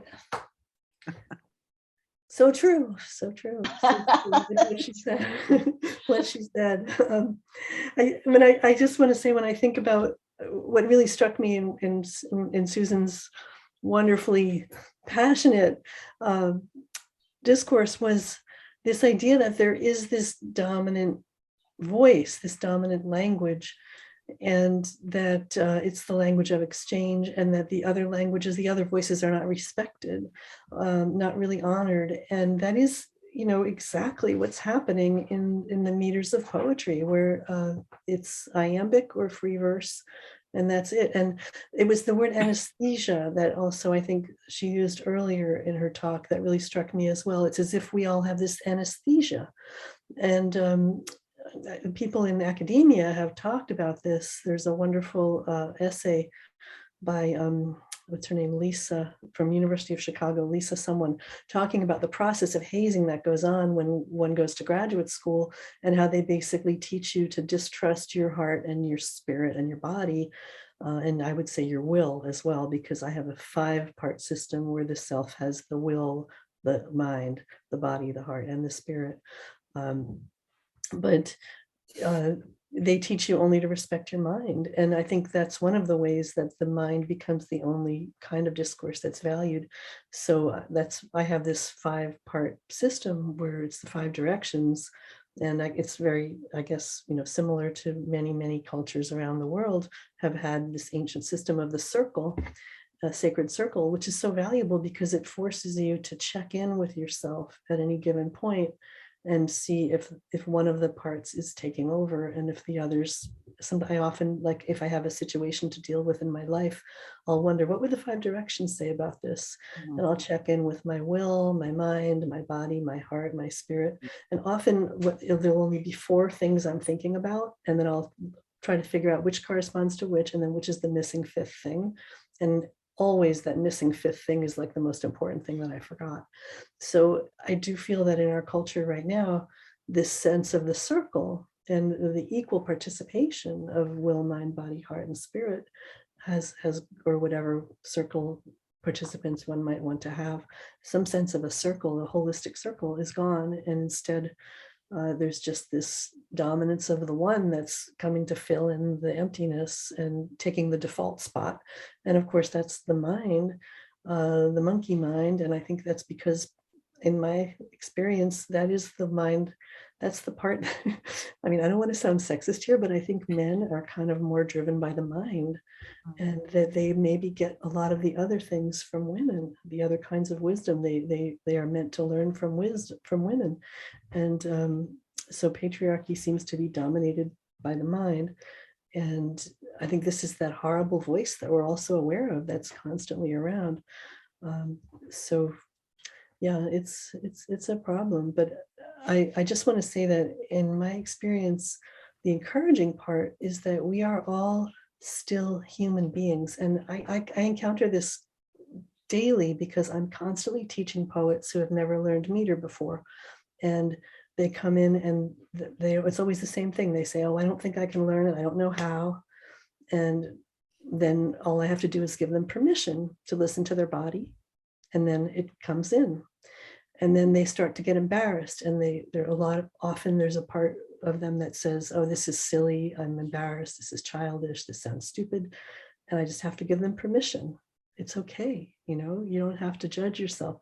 And that was that mind telling them it was childish or trivial. So, and then within, my classes are only a month long or whatever, 6 weeks, and then they're writing it, then they know it. And it's like, so this has taught me that in so many areas where we may feel that we're so far away from the way that we know is the happier, better, more sustainable, loving way to be in the flow of life, we're not as far away as we think. We still have the same bodies, we still have the same spirits and hearts, and we're all still there, like we're still human beings. So I think, if we can find ways to offer to the world, as these salons are starting to do, I think these wonderful talks, just a way to get back in touch, it won't be that long until people can kind of switch over. And we don't have to have that long process that it took to get to this disastrous spot. We won't have a long process back. It'll be quick, like that book, The Tipping Point by Malcolm Gladwell. So encouraging. The tipping point is quick. Once people realize, oh yeah, I can do that, then they want to do it, right? Because they want to do the natural thing. And I think the gift economy is natural, the maternal gift economy. Thank you, Annie. Jen, do you have any words before we see if there are any questions that want to rise to the top here? Oh, I just want to thank you both, Annie and Susan, for your beautiful words. It's such a pleasure to hear you. And I think just what Annie just said at the end, that it's not going to be all that hard, and that, it could just happen overnight, that we all go back to our humanity, which is all still there. I mean, that's so comforting and inspiring, and I'm going to count on that. Thanks, Jen. Yes, I tend to agree. I think that each of the salons that we have done so far, 25 of them, that hopefully one of these can be a doorway that just activates and inspires people to really recognize that the gift economy is the natural way. And it's not complicated. And I think patriarchy and the market wants you to think that a solution must be complicated with many steps in order for it to be successful, accurate, and valuable. And this has been the ongoing challenge that it's been for women, for mothering, for nature herself, which Vandana really pointed out, this whole idea of the gift economy is natural, nature, Mother Earth, the giving and receiving.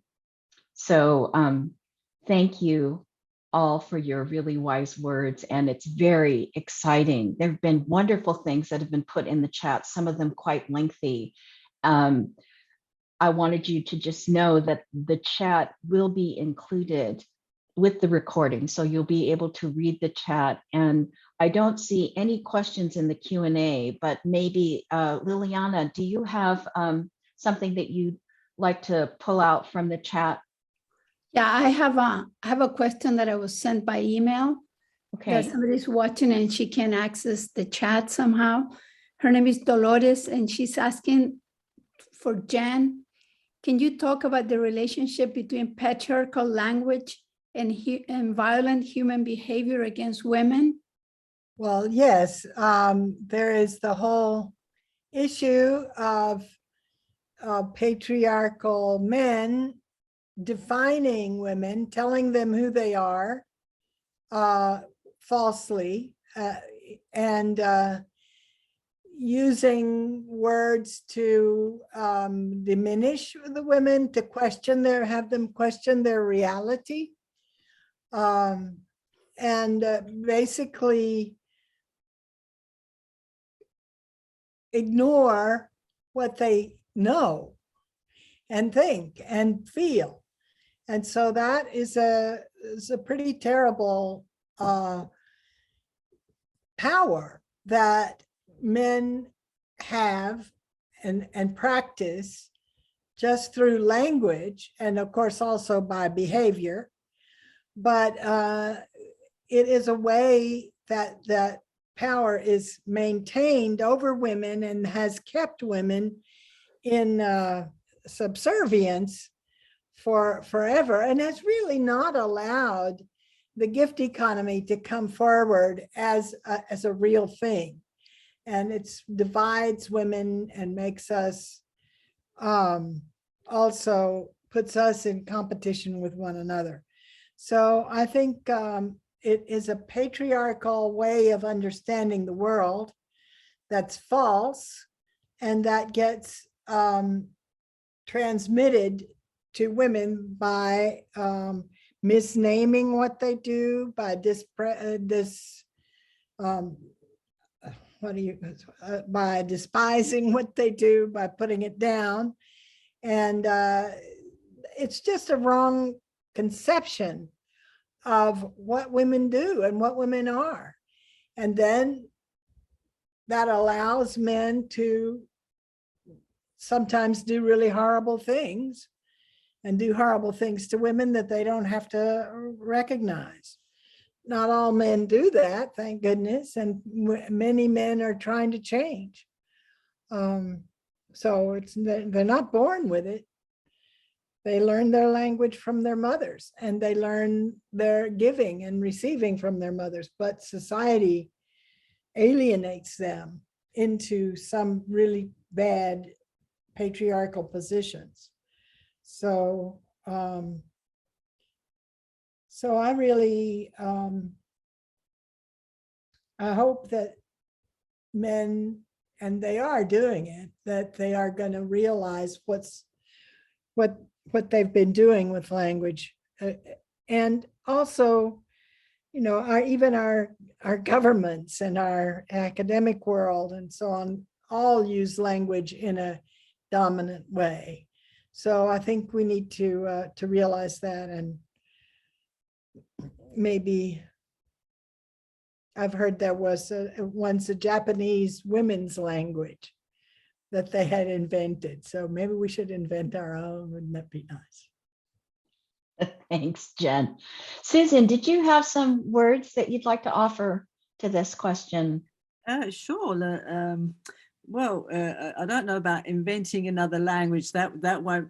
That's not going to solve the problem at all. It is about values. I insist on also the value of otherness. in this, what Jen is saying is so true about the misuse of language used to dominate, to despise, to diminish the other some way. And this is particularly evident in the relationship between men and women. And in Italy, we can see it with the dramatic rise in feminicide, feminicide, the number of women being killed by men. There's a problem, there's a serious problem there, and it finds its way into language. It's expressed through language and then translated into action.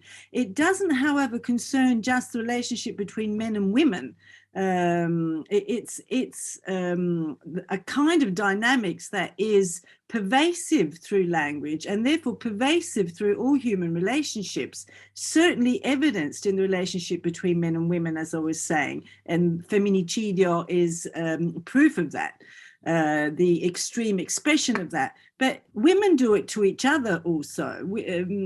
It's in human relationships, not because it should be, but because otherness and the gift and all the values, the system of values connected with otherness and gifting is submerged and dominated and violated by another form of dominant ideology, which is all about a different set of values, as we were saying before, about greed, about short-sighted self-interest, about indifference towards the other, and so forth, about which is a perversion of what we are created for, as far as I'm concerned, a deviation.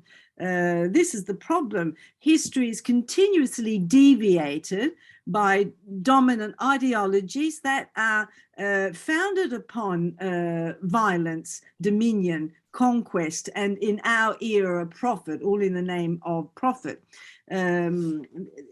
Also, I think it was Annie who was talking about men and women and not wanting to be sexist. And of course, we have to survey our use of language, interrogate to come to an improved understanding. I mean, even understanding is a process. We're learning all the time, and we're trying to better our understanding of how things work. I think the problem is not the mind. Thank goodness for the mind. The problem is the way we reduce the capacity of mind, the way mind is reduced, constrained into categories, into stereotypical thinking, into boxes and paradigms that reduce our possibilities, our expressive and behavioral possibilities. And in fact, the problem of reducing things to the mind understood in a certain way characterizes Western civilization. I'll say Western because I'm not expert of other civilizations. Certainly characterizes Western civilization, where we have always separated mind from the body, instead of underlining that if mind is possible, it's thanks to the body. The condition of possibility of mind is the body. So the mind always needs to remember its connection to the body and go beyond, therefore, the temptations of categorization, classification, or obsession and fixation in categories and classifications. So the problem is rationality, when it is exasperated in the direction of identity. Rationality, reason to be a good reason needs to be reasonableness. We need reason to be reasonable, which means if we're talking about justice, we do social justice, but we also have to remember equity, justice, identity. The identity of the law must not forget the other, which is the relationship to the other, which is an a priori with respect to any given system. we have systems, we have to articulate social life through different systems, economic systems, legal systems, cultural systems of various sorts. But we need to understand that before the a priori of any system and what is beyond any system is the other, is reasoning that puts us into contact with the other and therefore with ourselves as others.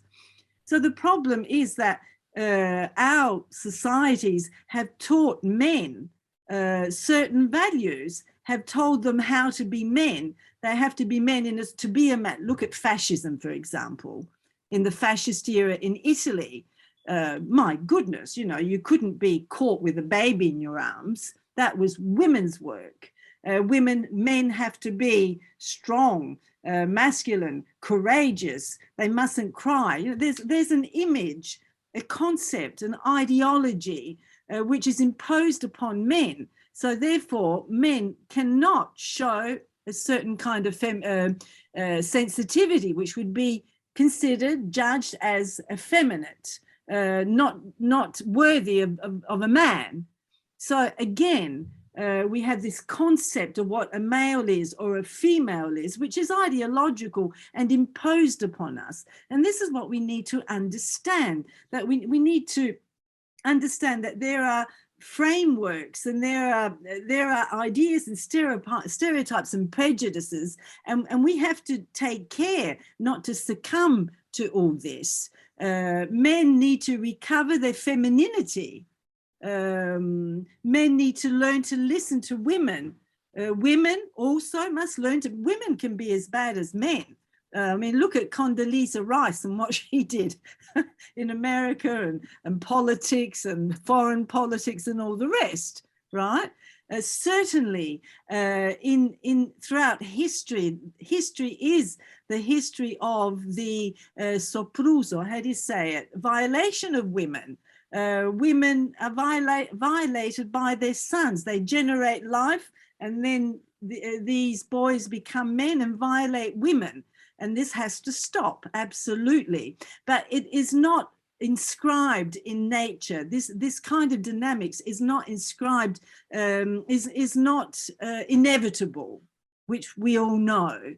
It's social, it's ideological, and we have to beat it. We have all the instruments, necessary instruments to beat it. We have to develop our critical awareness with respect to all this and with respect to the power of ideology and ideas exercised through language upon our consciousness and our understanding of things. Thank you, Susan. Sorry, You're very passionate. You're very passionate. Always passionate about language. We can't stop you. Oh my goodness, I'm just furious because unfortunately it's politics at the service of economics instead of economics at the service of politics and the people. This is unbearable. Yes. And I don't know, as you said, it's simple. Why would it make it so difficult? I would like to just make one comment in response to that, if I could. I think it's important also to rethink our ideas of what's masculine and feminine behavior, because I noticed you just said men need to develop their feminine side. They need to listen to women. The idea that listening to others is a feminine quality may not be useful or particularly true. In my experience, men are very good at listening to others. They're the ones who invented hierarchies, after all. So maybe the problem is simply, who's at the top of the hierarchies. Because my understanding is in many indigenous cultures, there are elder women who make decisions, and then they appoint a man to be the king, and the men are kind of listening to the women in a very natural way. Yeah. So I just wanted to point that out. But also I noticed in the comments, it seems important, the question from Diana Steinhauser, Indigenous languages are currently in the commons. Do you have any ideas of how this can be disrupted without resorting to patriarchal notions of intellectual property? I'm not sure I know how to answer this, but I thought I want to point it out in case maybe Jen would address it. I don't see it. Where is the question? It's in the actual Q&A. It's in the Q&A. That is a very large question. There are organizations. One is called Survival, and there are international indigenous communities that are specifically dedicated to saving the languages, and that I don't think that there's anyone here that's a specialist in indigenous languages on a global level that might be able to effectively answer that question. Yeah. Okay. Unless, Jen, do you have a comment about it? I mean, Annie, you brought it up. Did you have a comment about it that you wanted to share? You brought it up. I actually just wanted to understand a little more what it means in the commons, whether this means like in the intellectual commons, and is there a way to make them more private? I wasn't quite sure what the question was. I was just curious a little more. Yes. Well, you could actually direct message the person and Okay, ask her I can for do that. clarification, or you could ask her if you'd like to clarify. You could. Yeah, I did. I asked her a question. I So. see. So Yeah. she says they have no protections. Yes, that is a large issue, and that's being addressed gratefully by international organizations that are supporting that. Thank you. Okay. So with that, is there a question maybe, Judith, that you'd like to offer? This picks up actually on the question of indigenous languages. Christina Herencia writes from Arequipa in South Peru, and she says, one important area of concern and work of hers is the defense of native Andean languages, especially of Runasimi, the language that the Incas used to manage politically 12 to 14 million people in the original Confederate state of nations, which was not the same as the Incan Empire. And it survives in 6 countries in South America where they continue to resist as a living language and cultural capital for the world, especially women. There are 2 features of the language that are very important issues for the issues discussed here. The language does not have differential markers for gender, and also it has been typified as the only language centered on the other. It has many resonances with language discrimination to women, and especially the mark of the gift as intrinsic characteristic. So she brings that in. I think Mick Mahan would have, I've heard her speak on the same thing, that there are some intrinsic characteristics of languages that really affect our worldview. And that leads into a question from Taylor Anderson Stevenson, who says, can Jen and any of the panelists speak on the binary or either or paradigm used in English? Well, as far as the indigenous languages are concerned, it's the fact that we live in a market-based society that makes that endangers and has endangered and actually destroyed many indigenous languages along with the people that spoke them. But it's the market-based society that then encroaches and finds ways of commodifying almost everything that's of value. And so people have to find defenses against that. And how they can do that is part of a global revolution, let's say, or of global consciousness change that has to happen, because the people who are actually perpetrating all these things through the market have to realize that this is very inhuman behavior. And we all have to recognize, if we can access our own internal gift economy ways, our maternal gift economy consciousness that we all still have, we can wean ourselves off of this awful patriarchal capitalist exchange mode. Now, as far as the binary thinking, I think about that sometimes because I do think there is a gift economy and an exchange economy, and that is a binary. But the exchange economy is parasitic on the gift economy. And so that is a third element, a third configuration. And I wonder if really the whole issue of binary is not, let's say, tinged or by these different configurations that we have within us, and the deep gift economy and the, let's say, more superficial exchange economy that is in this parasitic relationship. So in a way, the whole issue of binaries stems, I believe, from that original binary. And so we do think in those ways, and they are often, crazily dysfunctional. But I think it's important to be able to see the relationship between gift and exchange. And the third combination of the two, that is not necessarily a good thing. No, in fact, it's not a good thing at all. So. Thank you, Jen. Susan, do you have any words about the binary in English? I could try. I know. Well, this is one of the problems. I was talking about categorization and classification. This is when we get stuck in categories and classification. We need them to be. Because categories and classifications are abstractions from the body of language, from the reality of language, which we need to be able to talk to each other.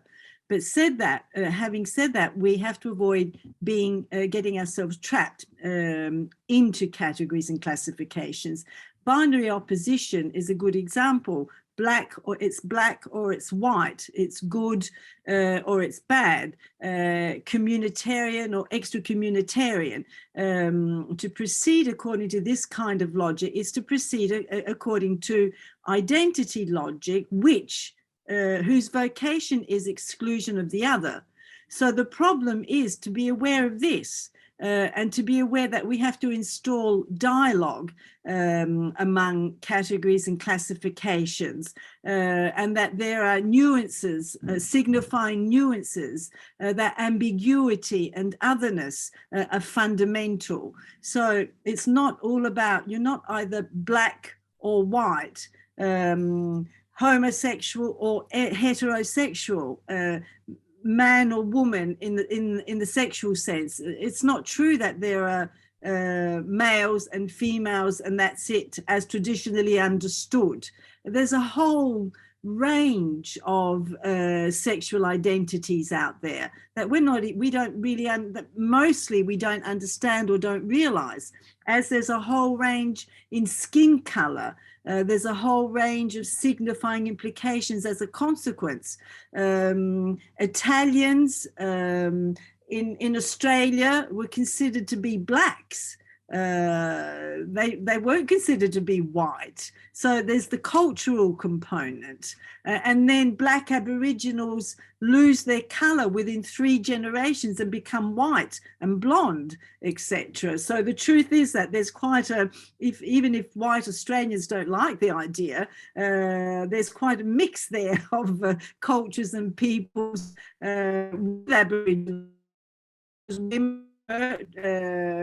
Unfortunately, Aboriginal women were violated in an indecent way that I can't even describe, considered less than animals, etc., etc. And the fact is, therefore, that Aboriginal blood, though, circulates. Oops, I think that we're having a little bit of a technical problem with Susan. So Yeah. she Looks got, like she froze. yeah, she froze. But thank you for that. Annie, did you have any words that you'd like to offer about binary in the English language? You know, how to get out of that binary. Yeah, I would say that again, for me, the circle is really important. That you know, if we Lost the bring connection, in but anyway, that 3, 4, or 5. There's Susan again. Okay. yes, I would say if we bring in 3 or 4 or 5 aspects of ourselves, that's a very good way to avoid the binary. I really would love to ask a question of Jen as well, but that can wait till we're done with this part. Okay. Susan, did you just want to complete, and then we'll have Annie ask her question? Yeah, no, well, so really the problem is not really binarism or triadism. The problem is how our attitude, the way we use these categories that language makes available to us, and to understand that, just said very simply, as I've said before, that we have to watch the boxes, watch the traps that language does set to all of us as speakers. Language is live language, and language is not value free. Verbal signs are bearers of values always. The way we speak is never neutral and never can be neutral. The way we speak, what we say, is full of implications, signifying implications, full of values and ideologies. The problem is that we don't know it most times. Like in global communication today, people, I think I said this last time as well, people think that they're free because they can be in contact with all parts of the globe in no time whatsoever, and with anybody. But the truth is that this communication, global communication system is subservient. It's subservient to a dominant ideology, which is this damn capitalist, patriarchal, if you want to call it patriarchal, ideology, which is killing, virtually killing life, dehumanizing, killing the planet, killing life, human and non-human. And it's not necessary. It's not necessary at all. This is why we do well to meet, to discuss things, and we have to do everything we can to spread the word and involve people, especially the young people. Thank you so much, Susan. I really appreciate those closing words there. Annie, do you have a question for Jen? Yes, and I guess it sort of comes from what Susan was just saying. I think I just have so much respect for Jen's wisdom as a person, and I often, when I read Jen's writing, it has this kind of a glow to it. It has this simplicity that I find very, very wise and rooted and grounded. I'm very sensitive to when words are rooted, and I guess because of that, I'm emboldened to ask a question that's not really relevant. I don't want to put you on the spot, Jen, but just, you know, what would you love to see most happen with these ideas of yours? What's your dream? What's your I mean, I know your beautiful children's book, you know, The Giving, but I just wonder, you know, do you have any sense of what might be coming next? I know that you have these great ideas, and I shouldn't be asking you necessarily to like come up with an idea, but I'm just curious if you have a little pet dream of the way you might like to unfold from here. A dream of what I might do, or a dream of what the world might do? Both, either. Well, as far as what I might do, you know, I'm 82, so I have to plan for either a very immediate future or for a long-term future. So that is, you know, managed by somebody else. So, you know, it would be great to be able to have a school. It would be great to have people that were interested, because address a lot of different topics, because I've worked on this gift economy thing for a long time, since I was say 24 and up until now. And it's been and I've always been totally fascinated by, the gift in language and the gift economy in general, and the maternal gift economy. It draws me, it fascinates me. And it's also, I have this idea of being the Alibaba in the cave of the 40 thieves, who had all these piles of jewelry and gold and silver and everything there. And there was Alibaba, and he could only take a few things out of there. And so I'd like to invite a lot of other people to come and take some more of those things out, because the gift economy is just, if you can really look at it, and I try all the time by myself to do it, but if everybody could take that focus and see the gifts in everything, everywhere it is, I mean, it would be just so wonderful and so fascinating and so illuminating for all of us, because we are living in this society that is just a big blob on top of the gift economy. And if you can take the gift economy and illuminate it so that people can see that all of the different aspects of gifting, then I mean, it's a whole different world is already there. And we can embrace it together and get out of this horrible mess that we've created. Wow, I love that idea. A gift economy school, like a Donan's, right? Homo Donan's school, just all the different ways of gifting, like all circling together and interacting. Like, I love that idea, because it seems things get much more powerful when they connect, right? I mean, it's like, that's organizing. Like, it's so brilliant, because the idea does have ramifications that does go to everywhere. I mean, look at what Vandana was saying about the seeds. I mean, they're just every way. I love this. Well, when do we start the school? How do we do it? Well, I think that's a topic. Yeah, that's a topic for a whole nother salon and a whole nother conversation. With respect for time and our what we have left, just 2 minutes, that I want to just thank everyone for coming. I think this is a beautiful place for us to end with that thought.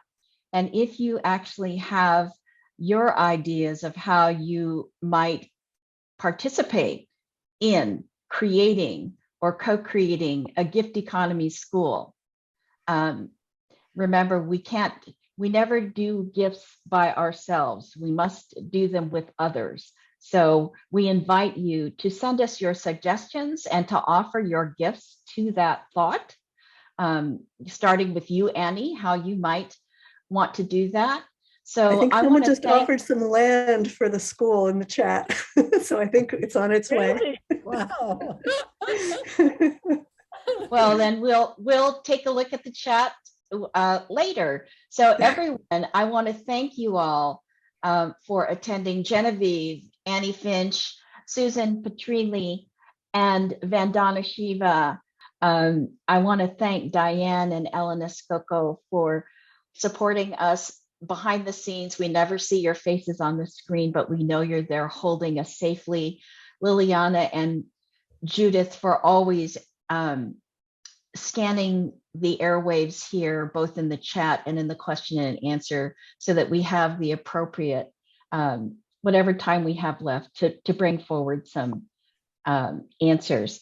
I want to just say again, Jen brought up that she was going to be speaking about money in February, and that salon is going to be salon number 27. That salon will be on the 26th of February. So if you want to make note of that, you'll see that on our website soon. But in 2 weeks, we'll have a salon on February the 12th, salon number 26. Jen, what was the subject title that you came up with? The gift, a gift in relationships, gifting in relationships, human relations. And that is going to be, we're very thrilled to have Vicki Noble back. And we're going to have Aria from the Sekhmet Temple in Cactus Springs, Nevada. Those two will be speaking, and that will be sort of the gift of relationship right near Valentine's Day, and really bringing to heart this whole flow of the gift in the heart of language that we began this year with. So if you notice the flow that we had, it was Genevieve talking about the gift in the heart of language with our friends who were participating in that. And then today, the misuse, so that you could in your own life begin to lift the veil for you and others around you. And to support that, here we have this whole idea you can't do the gift by yourself. So it is in relationship, which is our next topic. And then following up to that is, of course, how do we get rid of the money and what is money? So Jen will be talking about that. So our flow is really happening just in season 2 in the most exquisitely beautiful way. And we want to thank you all who've attended. And remember, you'll be able to see this recording at our website called the Maternal Gift Economy Movement.org. If you have any questions, you can send them to us at the Maternal Gift Economy @gmail.com. And of course, if you want to donate land to us, please write us there so that we can be in contact with you. So we'll see you in 2 weeks, everyone. Please, in this time of COVID, be safe, and be well, and be kind to one another. And thank you all for your gifts. Bye for now. Thank you. Thank you, Letecia. Thank you, everybody. Bye-bye. Bye.